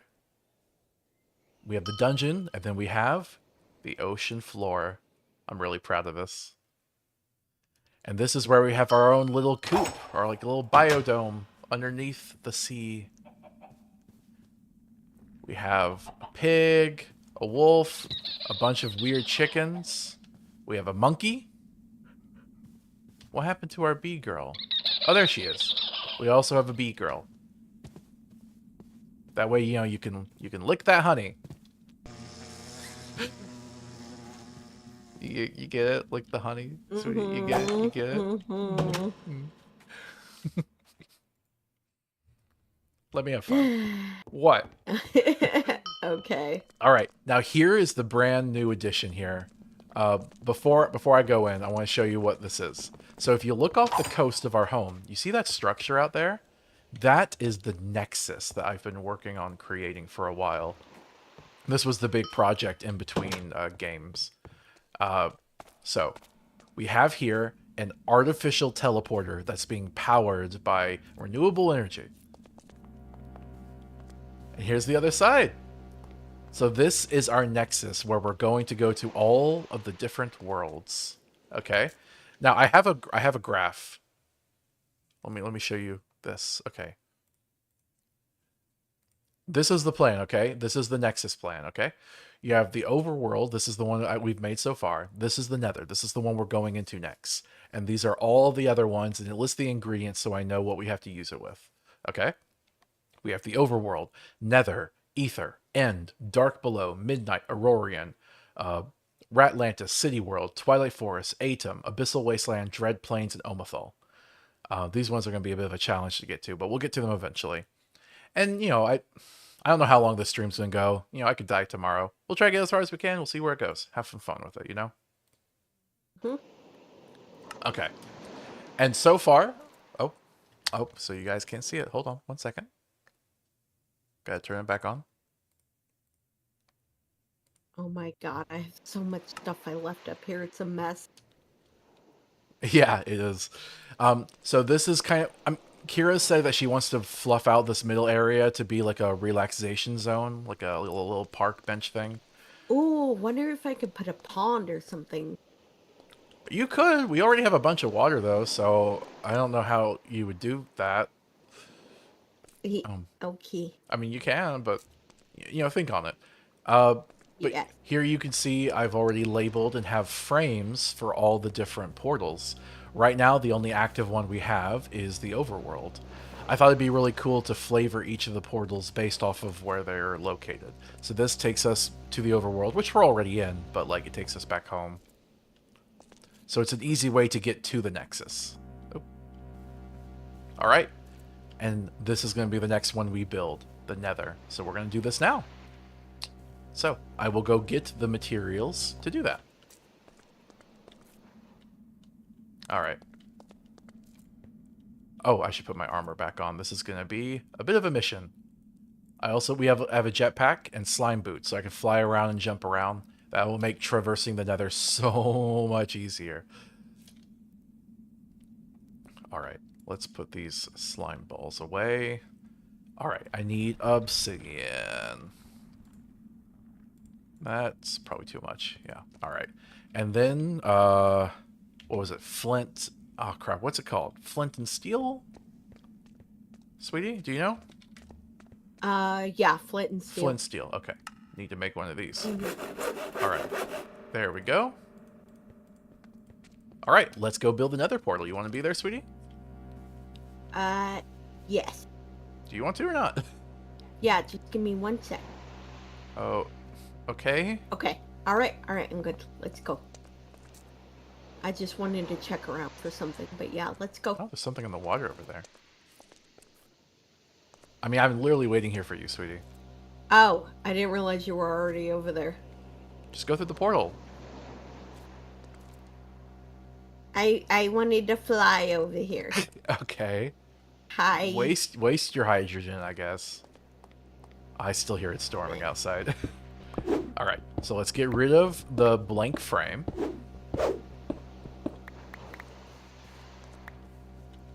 I can't find a lot of my magic. A All few right. of my magic Nope. things. Give me. I don't want to lose these things. I could use them later. Okay. All right, now let's build the real one. I Out of do have obsidian. plenty of food, by the way. Good. Good job. All right. And it needs to be as tall as the other ones. Let's see. One more.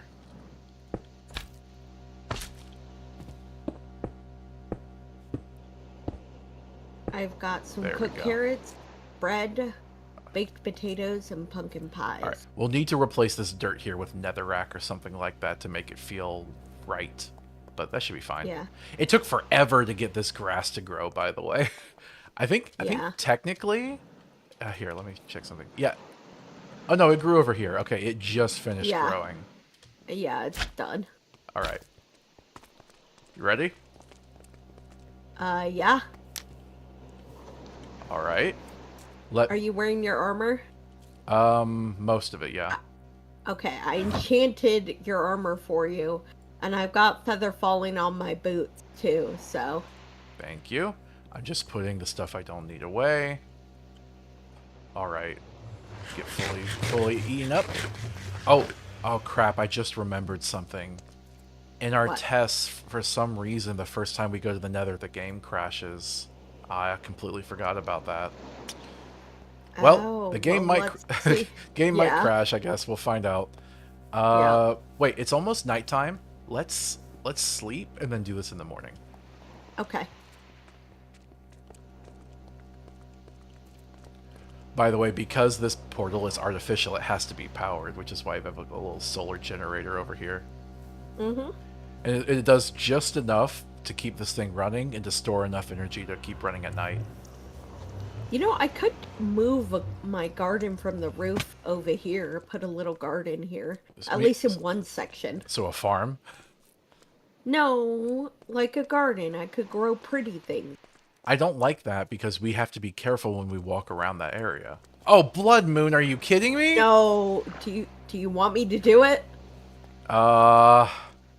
Yeah, use the console command to just end of the Blood Moon. Okay? Yeah. Just the only reason I suggest that is we're trying to do the Nether right now, and I don't want to get distracted by it. Did you do it? Yep. These poor things are just Suffocating? yes, because they're supposed to be in lava. Okay. Yeah, I don't want to cheat, but like we're trying to do something at the moment. Mhm. Not just for us, but for like the stream. Yeah. Okay. Okay. So let's try now. It's probably going to crash. Yeah.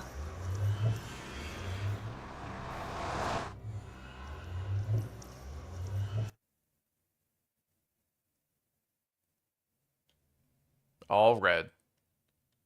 Yep, looks like it might be crashing.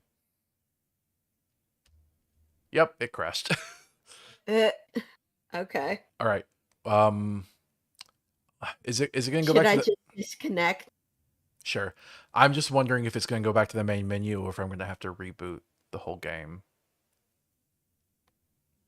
You might have to reboot the whole game. It seems to be stuck here. All right, this was something I was worried about, but we will deal with this, and then we'll be actually going to the Nether. Just, give it like 10 minutes. Oh yeah, Yeah. it's definitely crashing.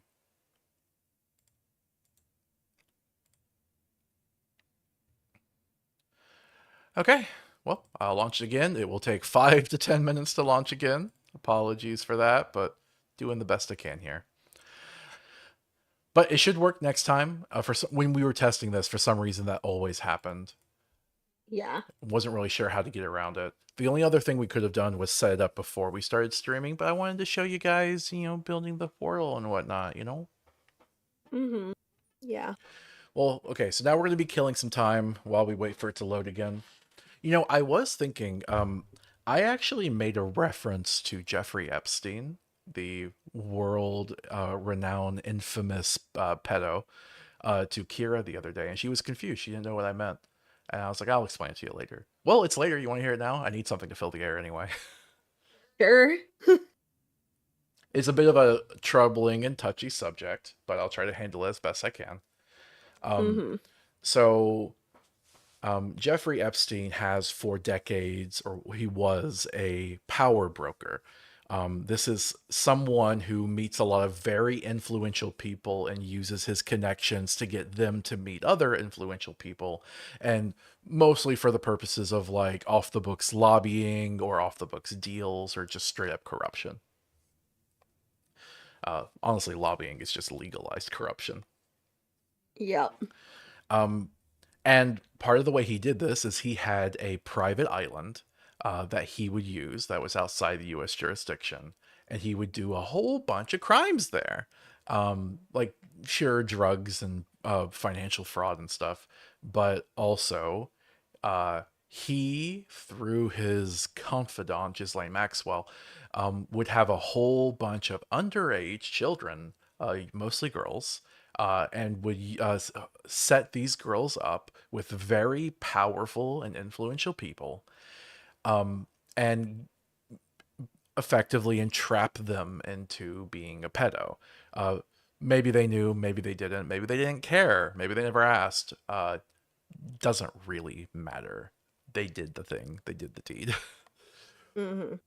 I'm sure that there were some of these people that would like wake up the next day with footage of them being with the girl and being told that girl was 16 or something like that. And they're like, oh crap, oh no. And then from that point forward, Epstein had leverage on them for the rest of their lives.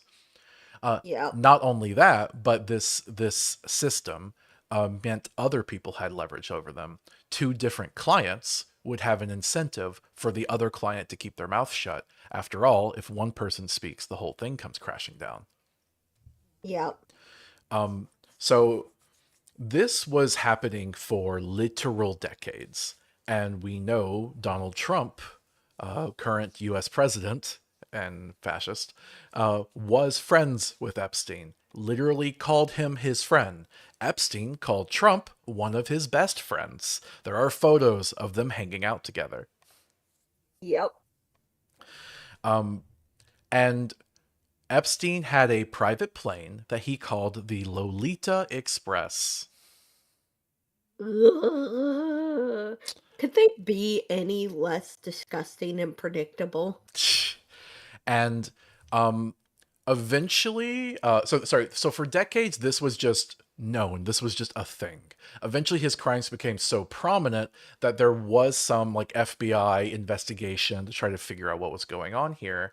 And I don't know the exact sequence of events, but eventually he was given a sort of procedural immunity where they just agreed to not pursue the case. Wow.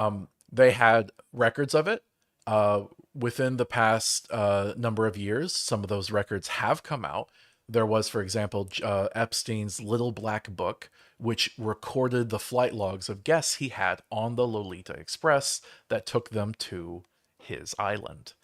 Among these people are Bill Clinton, Donald Trump, Noam Chomsky, even Stephen Hawking. Mm-hmm. So that immediately condemns them all. It was basically Pedo Island. Why would you be going there if not to engage in pedo stuff? Even if you weren't, it still incriminates you. Why were you going to Pedo Island? You know? Yeah. Now, I genuinely do have a hard time thinking what Stephen Hawking, literally, he was bound to a wheelchair. He had ALS. How could he have done pedo stuff? I mean, it's theoretically plausible. Seems unlikely. And it is genuinely possible not everyone that was on the plane engaged in the behavior. Uh, After all, it doesn't matter if you actually do it. It's blackmail is blackmail. Epstein could still say, "Yeah, you were on my plane to Pedo Island. You're gonna do what I say," and it works Yeah. best for him to have such credible people on his planes. The thing that's really incriminating, though, is the presidents, Bill Clinton, Donald Trump. These are people that have so much power that if they truly were just in the wrong place at the wrong time, they were just incriminated or whatever, you'd think they would be some of the largest advocates to clear their names, right? They're not. They had the power in that situation. So it means the dirt, they if they're not coming forward with that, what kind of dirt do they have on them? Mm-hmm. It must be something very serious. It has to be, yeah. Yeah. And so eventually enough people started finding out about Epstein's stuff that people started to feel like they couldn't ignore it. Eventually a raid was done. This was like around 2018 during the Trump administration, the first Trump administration. I don't remember when the raid was actually. Eventually, whatever. The point is they capture Epstein, they raid his island. They've never shared what they found from that raid. They just never did. Actually, they might have shared like a bits and pieces, but clearly there's a whole bunch of stuff they did not share. Yeah. A guy whose entire business was based on blackmail didn't have any documents, apparently. I am in the game. I'm going to let you in. Okay. Anyway, so he gets captured. He gets put in prison and then mysteriously kills himself while the cameras were down, while no guards were watching. So there's a lot of right-wingers have taken this as a conspiracy. A lot of right-wingers like to posture as anti-pedo while voting for one of the largest known pedophiles. Yep. Yeah, they'll talk about like, oh yeah, Bill Clinton, you should like take him to the Hague or whatnot. It's like, yeah, sure, go ahead. But don't forget Trump too. Yep. Anyway, we're in the game. I should probably wrap this story up. People say Epstein didn't kill himself. I think the most likely outcome, the real conspiracy theories turn out to be a bit less fanatical. Most likely he did actually do it himself, but with the gap of information, it seems clear to me that someone told him to do it. There was a meeting, one last meeting, and they basically were like, your life is over either way. Do this or we'll hurt your family or some other possible negative outcome, threaten to torture, who knows. Yeah. And they were hoping that basically the secret dies with him. And so he kills himself. And then so he killed himself around 2018, 2019, and Biden never did squat about it. And Trump used in his campaign that he was going to reveal the information on Epstein. He did this to appeal to this conspiracy theorist crowd because they are a large section of his base. And now that he is in power again, he was saying, his administration was saying that they'll release it, and they kept just like leading you on, right? They kept leading you on for a while. It seems like someone spoke to him and said, hey, we can't keep leading them on anymore. Even if you lead them on forever and never release it, what if another president comes into power and decides to do it? You need to bury this. You need to make this never see the light of day. Because not only will it incriminate you, it will incriminate a lot of us, a lot of really powerful people, defense contractors, corporations, billionaires, former presidents, stuff like that, right? Yep. Republican Party officials. So all of a sudden, Trump's just like, oh, what Epstein? Who are you talking about? Never heard of him. Yep. Like, literally, the Attorney General said, I have the files on my desk, and now she's saying, what files? Yep. So yeah, Trump is clearly hiding it because he knows he is in those files. He knows that there is a bunker somewhere with a reel of footage of him bleeping a child. Yep. That is where we currently are. That's why I was bringing it up to you, because, like, There is a genuine schism happening amongst the Republican base now between the idiots who fell for it again and the people that are just straight up fascists. Yep.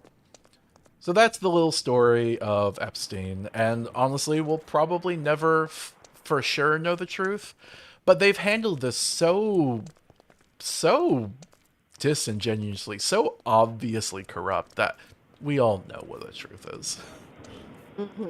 All right. Are you ready to go? Yeah. All right. I know that was a difficult subject, people, but it's just something I wanted to talk about. Sometimes politics gets very gross and gnarly. Yes. All right, let's go. I love you, sweetie. I love you too. Wait. What? Just to be safe, wait till after I go to go. Okay. Gorley Kiwi says, I think we all know why Trump is hiding the list. Yeah, exactly. No! What? It crashed again! No! Oh, it never did that before. Oh. Wait. I think I know. We have to destroy the portal and make a new one. Oh, we The do? portal is broken. So it generated the Nether, but the portal is itself broken. I really hope we shouldn't have made the portal somewhere else. Oh man, I feel like such a dummy. Oh, I'm so sorry, people. I'm so sorry that this stream has not been going very well. It's okay, sweetie. All right, let's.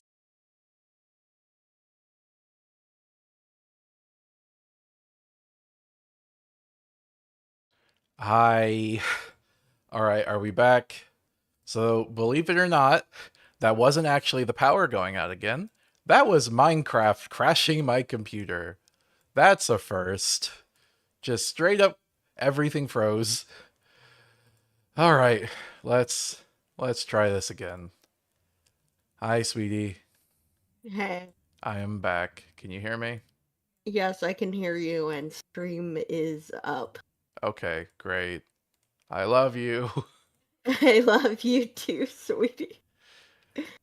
Whirly Kiwi says expected from Java. Yep. Also said fascists and pedos. Wait, same thing if you think about it. There is a huge overlap between those two categories. Mm-hmm. Man, we just played Disco Elysium. I talked about it before, but that game is so amazing. I really want to talk about it. Oh, maybe I could talk about that next week. Oh, you know what? I think I will. Oh, but I also wanted to talk about Hazbin Hotel. I always kept saying I'd talk about it, but I never did. You know what? Disco Oh. Elysium is fresher on my mind. Let's talk about that one first. Okay. Maybe I'll spend some time playing it by then. Yes, but I don't want to wait for you because who knows how long it's going to take you. Fair. But there's a really interesting couple of characters in Disco Elysium that okay. There's this guy named Rene, and he's a legit fascist. He wears like this royal monarchist uniform. He believes the time of the monarchy was better, and in Disco Elysium's world, the monarchy was more recent. They were fascist.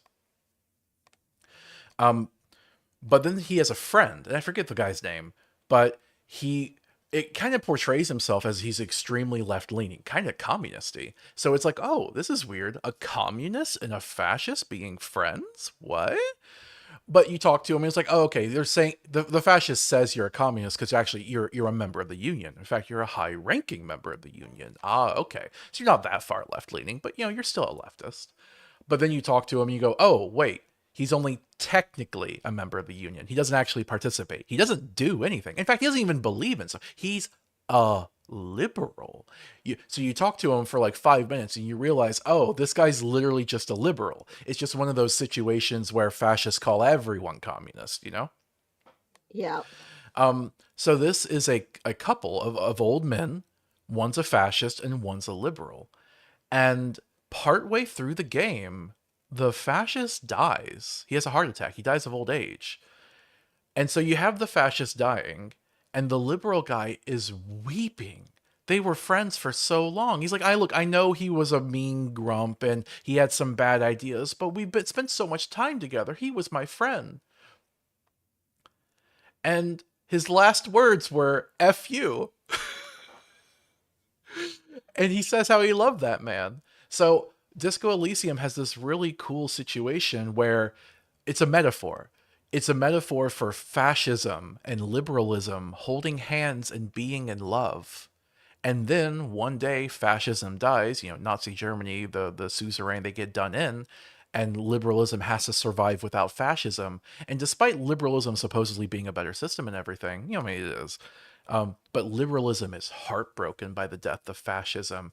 And liberalism says, I loved you, fascism. And fascism's last words are F you. Because at no point did fascism ever care back. At no point did fascism even like liberalism. Yep. Like it's such an amazing indictment of liberalism, that character of like, people say like scratch a liberal and a fascist bleeds. Like it's a really interesting metaphor for the relationship of these two ideologies. They are different. The liberal guy is better than the fascist, but there's a connection there. And I just Disco Elysium's an amazing game. You guys gotta play it. Hmm. Still loading, sweetie. Yeah. I'm excited to play, though. If we I've get to started my playthrough. Oh, Disco Elysium, you mean? Oh. Yeah, yeah. The one thing I'm worried about is while this nether portal might be broken, I'm worried that we might need to create a separate nether portal and we might not be able to create one in this spot. Because I think the reason it crashed is something to do with the world generation of the nether. I think as long as we destroy it and rebuild it, I think it'll be okay. We were supposed to do this off screen, and I think we should have. And then we just tear it down and rebuild the portal again. That's what we should have done. And honestly, it's my fault we didn't do that. I just kind of forgot. It's okay.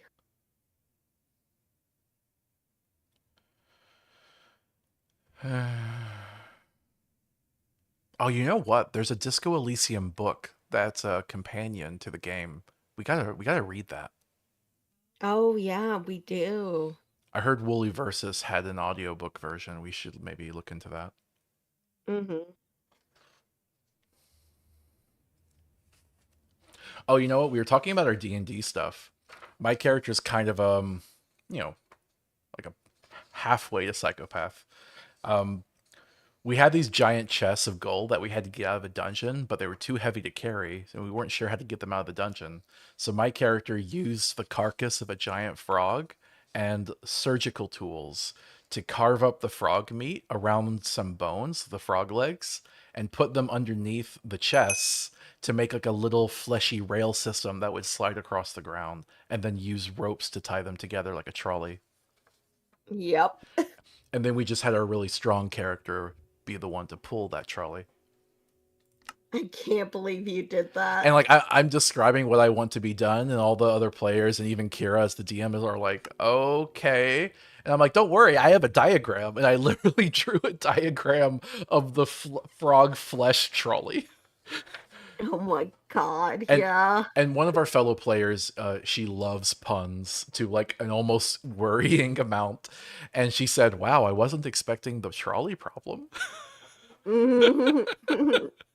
Yeah, that was funny.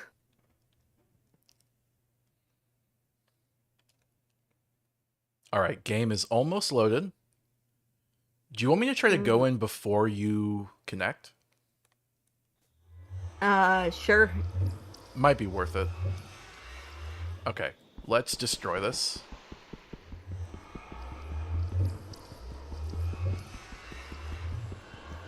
Yeah, use your emerald pickaxe. Okay.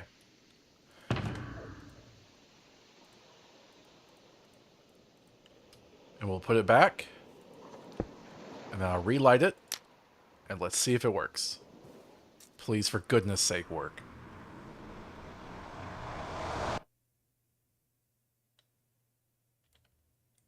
It didn't! Man! Alright. So, we're going to do the other thing. We're going to build a separate nether portal somewhere else and see if that works then. Why don't we just switch the nether portal with one of the other portal spots? I'm just going to place it randomly just to see if this works, because we're already basically wasting away our Minecraft time to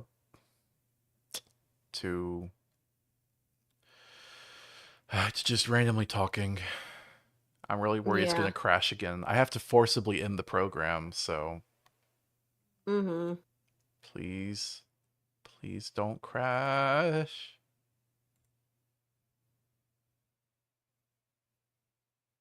Am I still here? All right, I'm still here. I'm Yep. alive. Yep. Yep.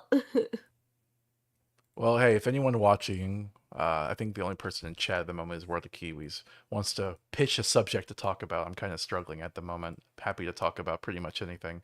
Ask me anything. AMREA.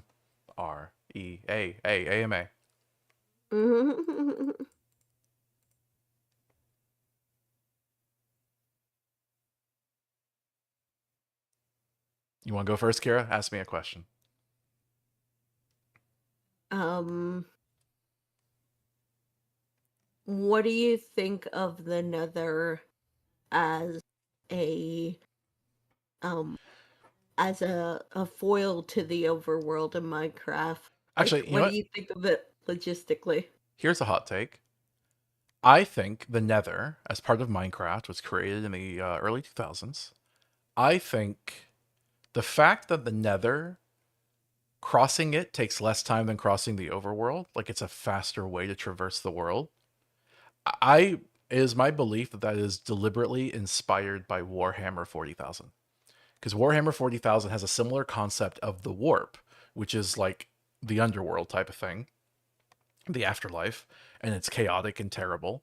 And they use it for faster than light travel because it's smaller than the corresponding universe. And I believe when what's his name was making Minecraft, he pulled from that in making the Nether and decided to have the Nether work that way to the overworld.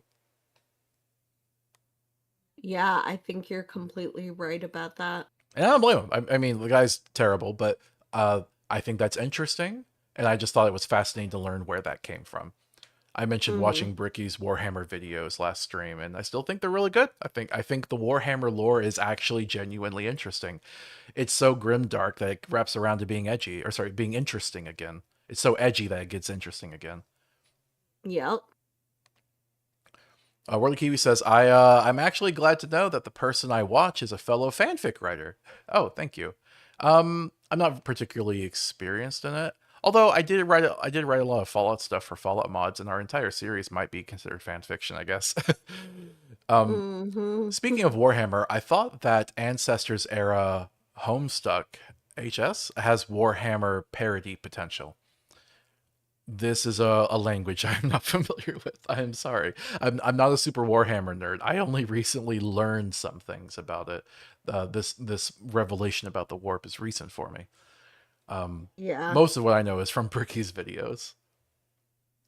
they were so good. I kind of resent Warhammer being like a war game with all the figurines and painting them. It feels like there's a very high financial barrier to entry for me, similar to Magic the Gathering, but um, like instead of cards, it's figurines. And I don't like games that feel like I have to spend $1 million on them to be able to be competitive, or in Warhammer's case, to even play. That's obviously an exaggeration. People could probably be like, well, you can get a budget starter army or something, but I don't like that. I think that's the main thing that would keep me from being interested in playing war games. Uh, Also, my hot take on the Warhammer universe: the Tyranids are the great existential threat around the edge of the galaxy. They're like eldritch monster creatures. Uh, the only way that the galaxy will be able to survive is if all of the factions unite against the Imperium. The Imperium of man, of humanity, is the biggest threat to peace in the galaxy. All the other factions have their own severe moral flaws, but if humanity is destroyed as a faction, you don't have to genocide the people, but if you destroy the Imperium, then I think it would be possible for the rest of the factions to make an armistice, a union against the Tyranids. There is chaos to consider, the otherworldly force of chaos, but I feel like if the Imperium was destroyed, chaos would simmer down significantly. Especially if everyone then created a union, chaos would have less warfare to feed off of. Yeah. World of Kiwi says Warhammer as a game is the tabletop equivalent of liquid cooling, if that makes sense. Oh, because like liquid cooling is like a bit more iffy than like air cooling. I mean, liquid cooling does work efficiently when it works. The When we recently got a computer for Kira, we were looking at all the available options and we kind of had to get liquid cooling. It was actually hard to even find air cooling, which is frustrating because I have an old computer with air cooling that still works to this day. I don't know if I could say the same of liquid cooling, and I worry about a burst or something.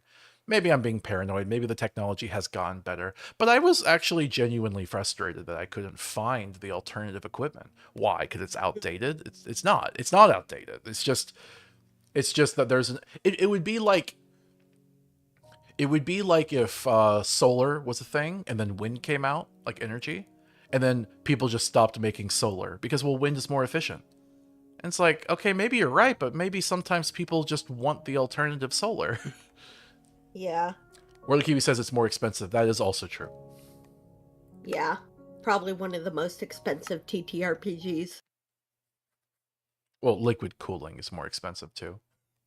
Yeah. I think that's do. actually the reason, by the way. Because it's more expensive, they want to just go with the more expensive thing. That way they can justify charging you more money. Yeah.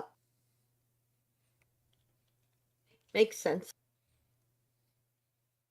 It's the same reason that Nvidia always has to try to make new and better graphics cards, because they want to be able to charge people more money for them. Yeah. It's ridiculous. Alright, I am in the game. I am destroying this portal. I'm going to build another one elsewhere. That worked in our previous tests when this happened, so I'm hoping it will happen again. I guess I'll let you in, sweetie. Okay. Let me sleep till morning.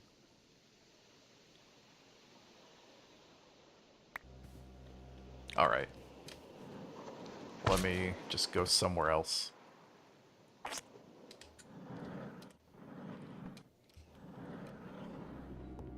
Alright, I'm just gonna go I think build the it over storm here. let up a little. Oh wait, I need to get more obsidian.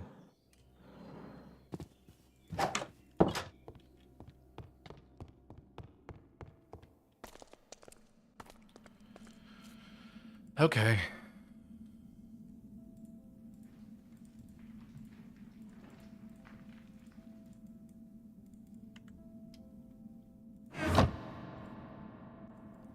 Alright, let's try this now. If this doesn't work, I'm going to be genuinely frustrated. Because while it did crash in our tests, we were able to just get it to work by trying again. So if it doesn't work now, then our tests lied to us. Yeah. Alright.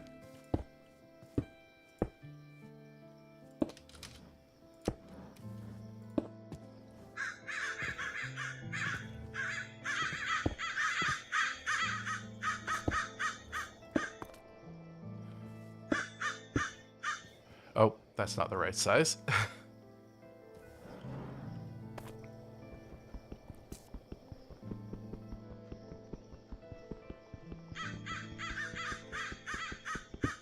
Oh, I'm not even in the Nether yet, and I already saw a demon. Oh no. Where? It's the frog girl. Oh. I don't need the corner complete, that's fine. Alright, let's hope this works.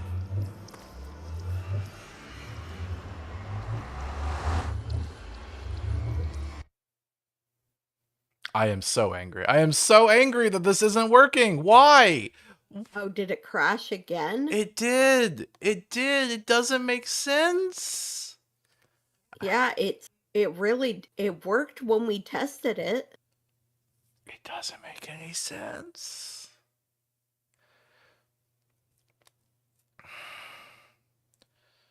Well, can we delete what it's generated for the Nether so far and get it to regenerate it? Yes, we can. I think that might be our only option. And we might just have to experiment and test with it over and over again until we get a proper generation. Yeah. Man, that really stinks. Sorry. So, do you think that's likely to work? Do you want to keep going and give that a shot, or should we end stream early and try it in our off time? I just worry if we end stream early and then we keep testing it, we'll solve it in like 30 minutes and then feel like dummies for ending stream. Let's see if regenerating it will work. I need you to guide me through that process. Okay, I need you to look at your saves. Okay. Um, Let me it let me not on crash it. my computer. Okay. Okay, didn't crash this time. Okay. Okay. You're gonna need to look at the stream. All right. Uh, where did I put it? Is it in game drive? I think it is, yeah. You could just open up AT Launcher and click open folder on the instance. Oh, let me try that. Yeah.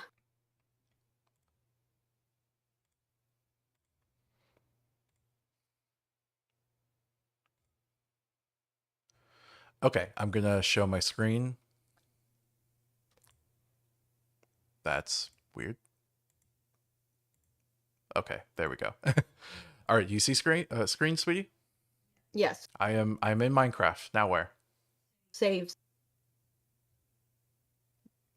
Okay.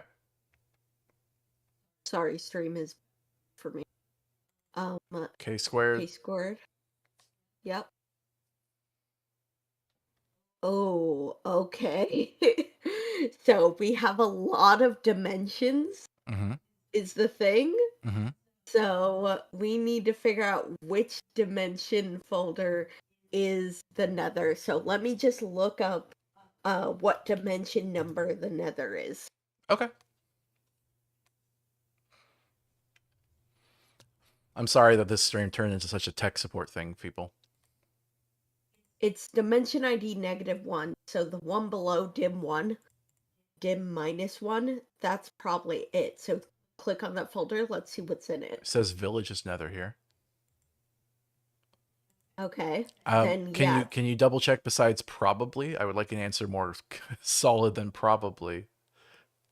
All right. All right. Let me see. Okay. Oh, all right. All right. Yes, it is the dim Okay. -1 So folder. just delete it That then? entire Yeah, you can just delete that folder and it will regenerate the Nether. Okay. Let's try that. All right, I'm going to boot it up again. And we'll have to think of another thing to talk about. Yay! I'm sorry. It's okay. You want to talk about us playing Elden Ring Night Rain last night? Oh, oh my God. So we've been playing Elden Ring Night Rain for like this is third week now. We play it once a week and we this is our third time playing it. We weren't able to complete the first boss the first 2 weeks. We played for hours every time. So like this is 6 hours into the game and we still haven't beat the first boss as of the beginning of playing yesterday.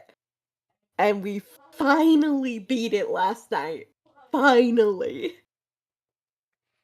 That first boss, what was it? The Tricerberus? Something like that, yeah. It was this big demon dog with 3 heads that had a chain that it would attack you with, and it would split into 3 separate dogs.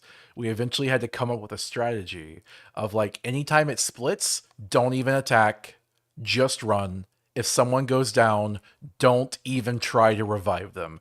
Just run. Just run. And that's what we would do until it remerged, at which point we could gang up on it. Yeah, because the thing is, as 3 separate dogs, it could have one targeting each of us. So, like, it was too dangerous to go after people for revives during that time. And hope that only one targets you. Yeah, exactly. And the hard part is that you have to go through the entire game. It's a little bit of like a Call of Duty / roguelike thing where you have runs. which Yeah, you have to go through yeah, 3 days. which is a little frustrating in my opinion. It's a fun gameplay loop, but it's like it's kind of like zombies. The first few rounds are always the slowest part. Mm-hmm. When you're trying to see if it's going to be a good run or not. And it really Yeah. stinks to lose your weapons after you lose or win. Mm-hmm. But Um, but it was still a fun game to play with friends. yeah, it's very fun to play with friends, and uh, we finally beat it when we finally got holy weapons. Like, I was playing as Iron Eye, the archer, and I finally got a holy bow, the archery bow, to use during that fight. And I'm so glad I had that. And I think we all had holy weapons that time. I dual wield, so I had a holy weapon and a death weapon. Yeah, yeah. And then we finally managed to beat him, and it was insane. It was so late when we managed to beat him, but we were like, still just one more run because we wanted to see the cool stuff we unlocked. Mm-hmm. Also, Kira always plays squishy wizards and goes down very easily. Shut up. I played the archer in the one we won, Maybe okay? maybe you should keep doing that, sweetie. But I wanna learn the revenant. Oh yeah, you unlocked a new magic user, yay. Shut up. You're just so predictable, sweetie. You're so mean to me. Do you think I'm predictable, or do you think I'm more like predictable in my predictiality? Like I always pick the weirdest options. You always pick the weirdest options. All right, thank you. Mm-hmm. Yep. You always do. If it doesn't work this time, I don't know what I'm gonna do. I don't know either. It's possible that it's gonna do the thing it was supposed to do last time, and that it crashes the first time, then I have to load it again, which I just don't want to do.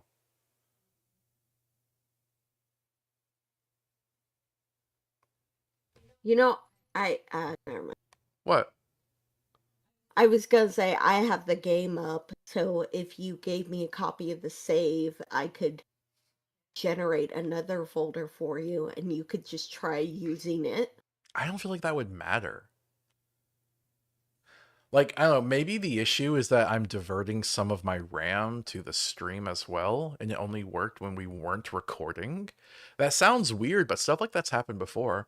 Early on in our Oh, cinemodded Fallout, we weren't using OBS, we were using a different encoder, DxTory. I actually really liked it. I like it because of how simple it is.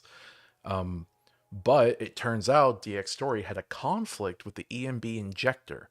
This resulted in, while the tests for Cinemod Fallout, everything looked fine, whenever we hit record, all of the reflections in the water would mess up. So if you look at our first 60 episodes of Cinemod Fallout, you'll notice all of the water reflections don't look right, and that's why. And it was so hard to even notice the problem, because it literally only happened while recording. yeah. And that's why we switched to OBS. Mm-hmm. Unfortunately, there was a codec that only DxTory used that was really great on compressing file types or file sizes without any loss. Oh, that's cool. Yeah. That's why we have to do the encoding nowadays. We record the raw footage, and then we have to encode it into, oh crap, no, this is bad. What? It spawned me in the nether, but the nether generated. Oh, it did? Okay. That's good. Okay, this is good. There is no portal. I have no way to return. I am going to die. Well, open the world up to me and let me get in. Okay, see, this is what happened last time. I guess the generation must have just been so janky that it wasn't matching our previous tests. Maybe. Okay, so what I need to do now is I need to create a new nether portal. Oh, is it burning? I can't tell. Okay. Okay. Do I have enough obsidian to make a new nether portal? I do not. So I have no choice but to cheat, because I am literally trapped in the nether with no portal. Okay. Alright. I am going to just grab a stack of it, for my own purposes. Oh, I am I on the grabbed more than portal that by island. accident. I did not mean to do that. It's not picking up. Why is it not picking up? Is the game Give it breaking? a sec. No, the game is just slow because we're in different dimensions. Then I shouldn't have It's just invited being a you. little slow. It's just a little Okay. slow. It is more than just slow. It is not responding to me. I think I need you to Here, quit, sweetie. I need you to quit. here. Let me try saving you. No, I Okay, need you to quit. I need you to quit. but I can do it. Sweetie, I need you to quit, please. Listen to me. Fine. Okay, fine, whatever. Are you doing it? Yes, Okay, I'm gonna try going I'm somewhere else. disconnected. Maybe it's just this place. The dude says, "Oh, hello." The dude says hello, and I was trying to say, "Oh, hey," at the same time. How's everyone doing? Uh, we were having some issues, technical issues with the Nether, but you know we're making it work. Yep. Is this gonna stay like that? Nope. All right. I think there's no choice to do here but to save and quit, Okay. and I'm gonna try to get back in.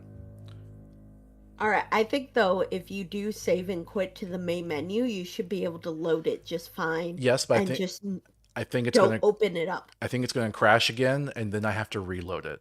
So it seems like I was correct, just not the first time. Now it's going to crash, and I have to reload.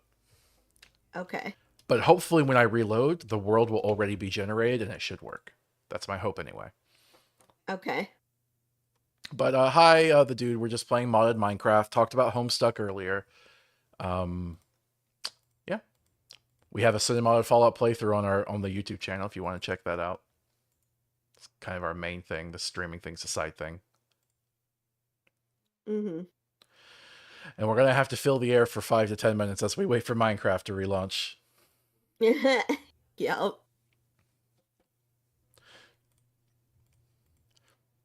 Although, actually, maybe I should share this to stream. So, the weirdest thing, anyone who's been watching the stream for long, I know I only have a few viewers, you know, whatever, trying my best here. But anyone that's been watching the stream knows that I occasionally will get like bots from some type of right wing. Oh, the dude says that's the astral plane from Baldur's Gate 3. Yep, you spotted it. You spotted me. Yep. I like spacey backgrounds, and I like the astral plane as a sort of magic spacey background. Yeah. Part of the reason I like spacey backgrounds is because if the background's too complicated, it kind of gets in the way of the icons on the screen. I need it to be interesting, but still relatively simple. You literally like took your own screenshot during a cutscene. Yep. Anyway, so there's been these bots that harass me about some Fallout Ashfall wokeness thing, literally even posing the Jewish question. Some really weird stuff. I try to ban them whenever I create them, and they're always AI, right? Well, so this guy, the dude, was apparently the person that they were talking about, who's associated, or at least was, with the Ashfall mod project. Again, don't know anything about whatever that was. No offense, I just never saw it, never came across it. Uh, yeah, so the actual dude joins the Discord server, and I accidentally banned them because I think it's another bot. But no, it turns out it was actually the person that was being discussed. What are the odds? So I guess the Nazi, if you're out there, thanks for introducing us. Unfortunately, in the Fallout modding community, there's just so often giant modding projects that get pitched and they don't get completed. And it's not hard to see why. You know, even in the actual video game industry, that happens a lot where video games don't get completed, the funding gets pulled, or some other events happen. And when people are just donating their free time, volunteering on a project, I think you can understand how that might happen even more often. But because of this, whenever people announce a great new project, no matter how confident they are in its release, I kind of am skeptical. I don't put a lot of weight behind that. I think the last time I did that was when someone announced Fallout New Mexico, and they assured me, they said, oh yeah, we're going to be released by next year. And no, that never happened, which makes me sad. Yeah. Mm-hmm. I really do think Fallout the Frontier was the last one of those. It, you know, people had a lot of mixed opinions on it, but I do think it was the magnum opus for the Fallout modding community. World Kiwi says Yeah. you should also look out for anyone randomly mentioning Tamriel rebuilt. No issue with TR itself, but apparently there are people talking about it in the same manner. That's unfortunate. Yeah, I don't know anything about Skyrim modding. Kira does, not me though. Uh, Yeah. the dude says a lot. Tamriel rebuilt is Morrowind, actually. Same thing. It's all Elder Scrolls. Oh my god, go fuck yourself. The dude says a lot of these big mods are either overly ambitious or the devs are too concerned with trying to prove they're better than Bethesda. Yeah, I think that latter thing, better than Bethesda, I don't know how much I would cite that as the cause for these things going under, but I do think it's a very common sentiment. Like the creator of Tale of Two Wastelands, Roy, hates my guts, hates both of us, Kira and I. Um, and that's because they said that a patch between Tale of Two Wastelands TTW and Fallout New California FNC, they said a patch between the two was impossible. And we proved them wrong. We weren't even the first person to try it. There was another person that actually reached out to them asking about how it could maybe be done, and they just shut that person down. They were so mean to that person, and that person just left. Like we never saw them again. They disappeared from the internet, and we cite them in our mod, our patch, and we decided to take it on ourselves and to actually prove it could be done, and we did it. Is it perfect? No, we don't care. like like Hmm. compatibility isn't perfection. We managed to Yeah. get it to work, and honestly, the real reason they kept saying it couldn't be done is because originally the TTW and FNC crews were working together. um, you can see in the FNC in FNC's Enclave ending that there was meant to be a sort of crossover. Obviously, it was changed partway through production, but they were originally cooperative teams. They had a falling out. The reason they said it wasn't compatible had nothing to do with the actual technical specifications. It was politics. It was social party, like it was lunch table politics. Hmm. The dude says everyone hates everybody's guts in the Fallout community, it seems. I think it's lunch table politics. I think there's a lot of friend groups, and it's more about performing a sort of loyalty for certain people. Like when we released our Cinemodded Fallout guide and patches, we were kind of bucking against the way most of these guides are supposed to go. As in, we threw caution to the wind, shoved everything we could, and we tried to warn people what we were doing. And if anyone tries our guide out and gets a big headache from how nonsense it is, like, look, we warned you. We did it anyway, and we just recorded our process doing it. But in the process, we got a lot of hate from people that said we weren't doing things the right way, and the right way is the way they like doing it. Hmm. And I remember TG Spy was one of those people bashing on it. And so when the Frontier got its unfair malignment, I do feel like the Frontier has more good than bad in it. But when it got a whole bunch of crap, TG Spy was the target because he was one of the Frontier developers, one of the big ones actually. He got a lot of crap from a lot of the Frontier hate, and I don't think he should have. I don't think that was justified. But I have to admit, I kind of took a dark pleasure in, like, now you know what this feels like. You took part in the thing to us, and now you're getting a taste of your own medicine. Again, he shouldn't have. It's wrong when it happened to us. It's wrong that it happened to him. But I would hope he would walk away from that a bit more humble. Hmm. Worldy Kiwi says, so because the devs aren't friends anymore, TTW devs sabotage every attempt to make TTW and FNC compatible? Yes. Yes. Literally yes. They actually put in a check to the newer versions of TTW for our mod. And they insert an annoying pop-up every time you load the game that says you're not supposed to be doing this. It's so petty. It's kind of funny. Hmm.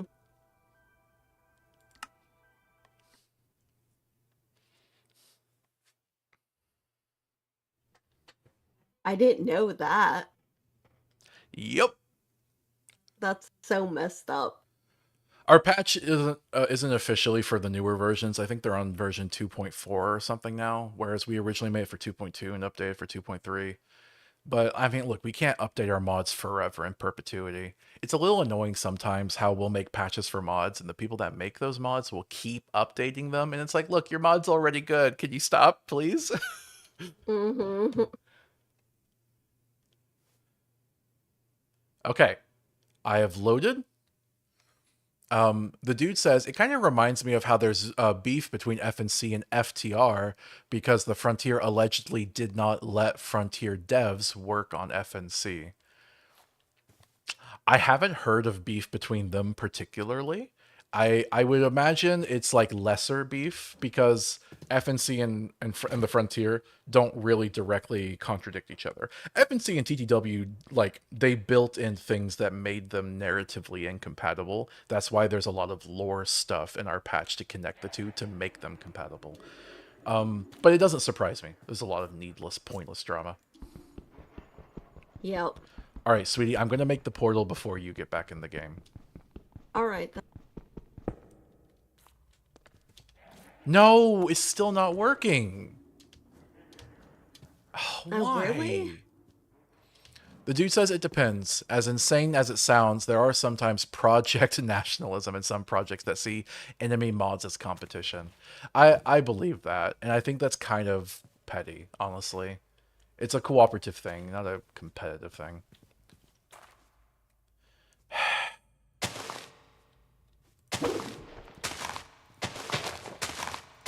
Are those things gonna stay destroyed?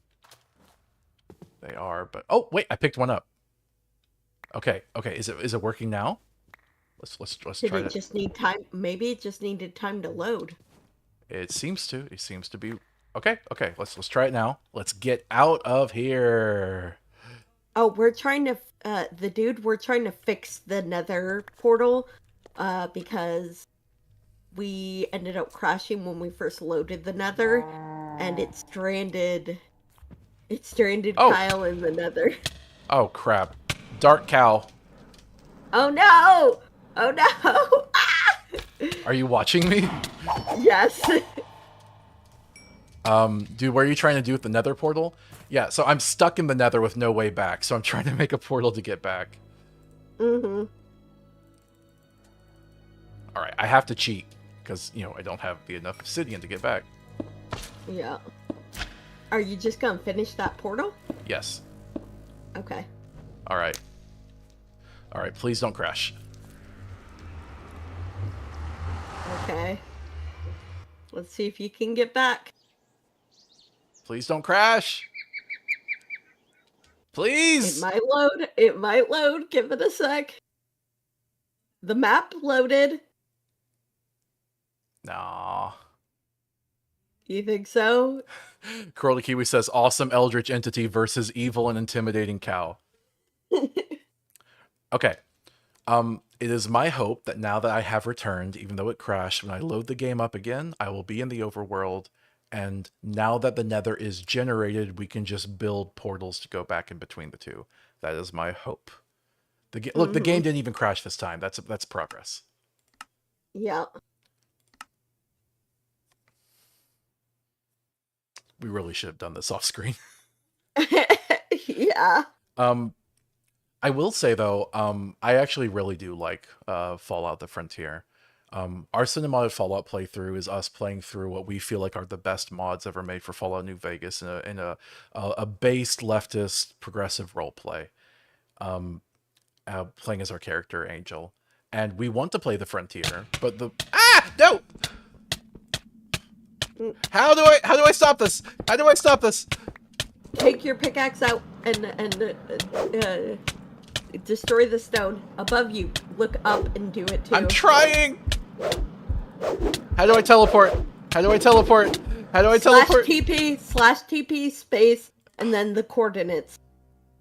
You're too Put late. 000. You were too late. Way too late.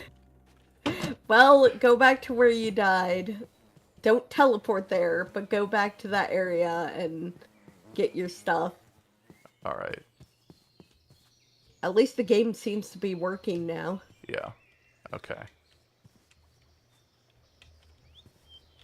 Okay, I think this is it. Okay. Oh wait, can I switch to creative to make this go faster? Yes. I mean, yeah, Okay. because you're just getting your stuff and making sure this works. Don't break your grave in creative, though. Do not. Okay? Okay. Okay. Switching back. Getting my stuff back. All right. Okay. All right. This is going well. I'll put the jetpack back on, the pants, the slime boots, the helmet. All my stuff down here is messed up, but oh well. Mm-hmm. Don't have enough of this stuff here. Hold on. Defiled stone.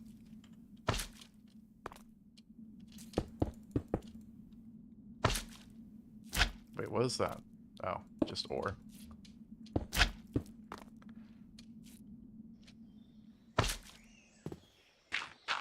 Can't you use jetpack? There you go. Yep. Okay. There's a little bit of a delay on the stream. It's hard to do anything about this. Yeah. Okay, so hopefully I'm thinking if I go through this portal, it should work, right? It should. It should.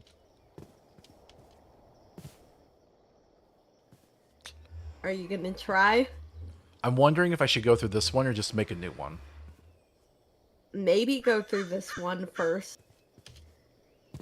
Alright, please, for goodness sake, work.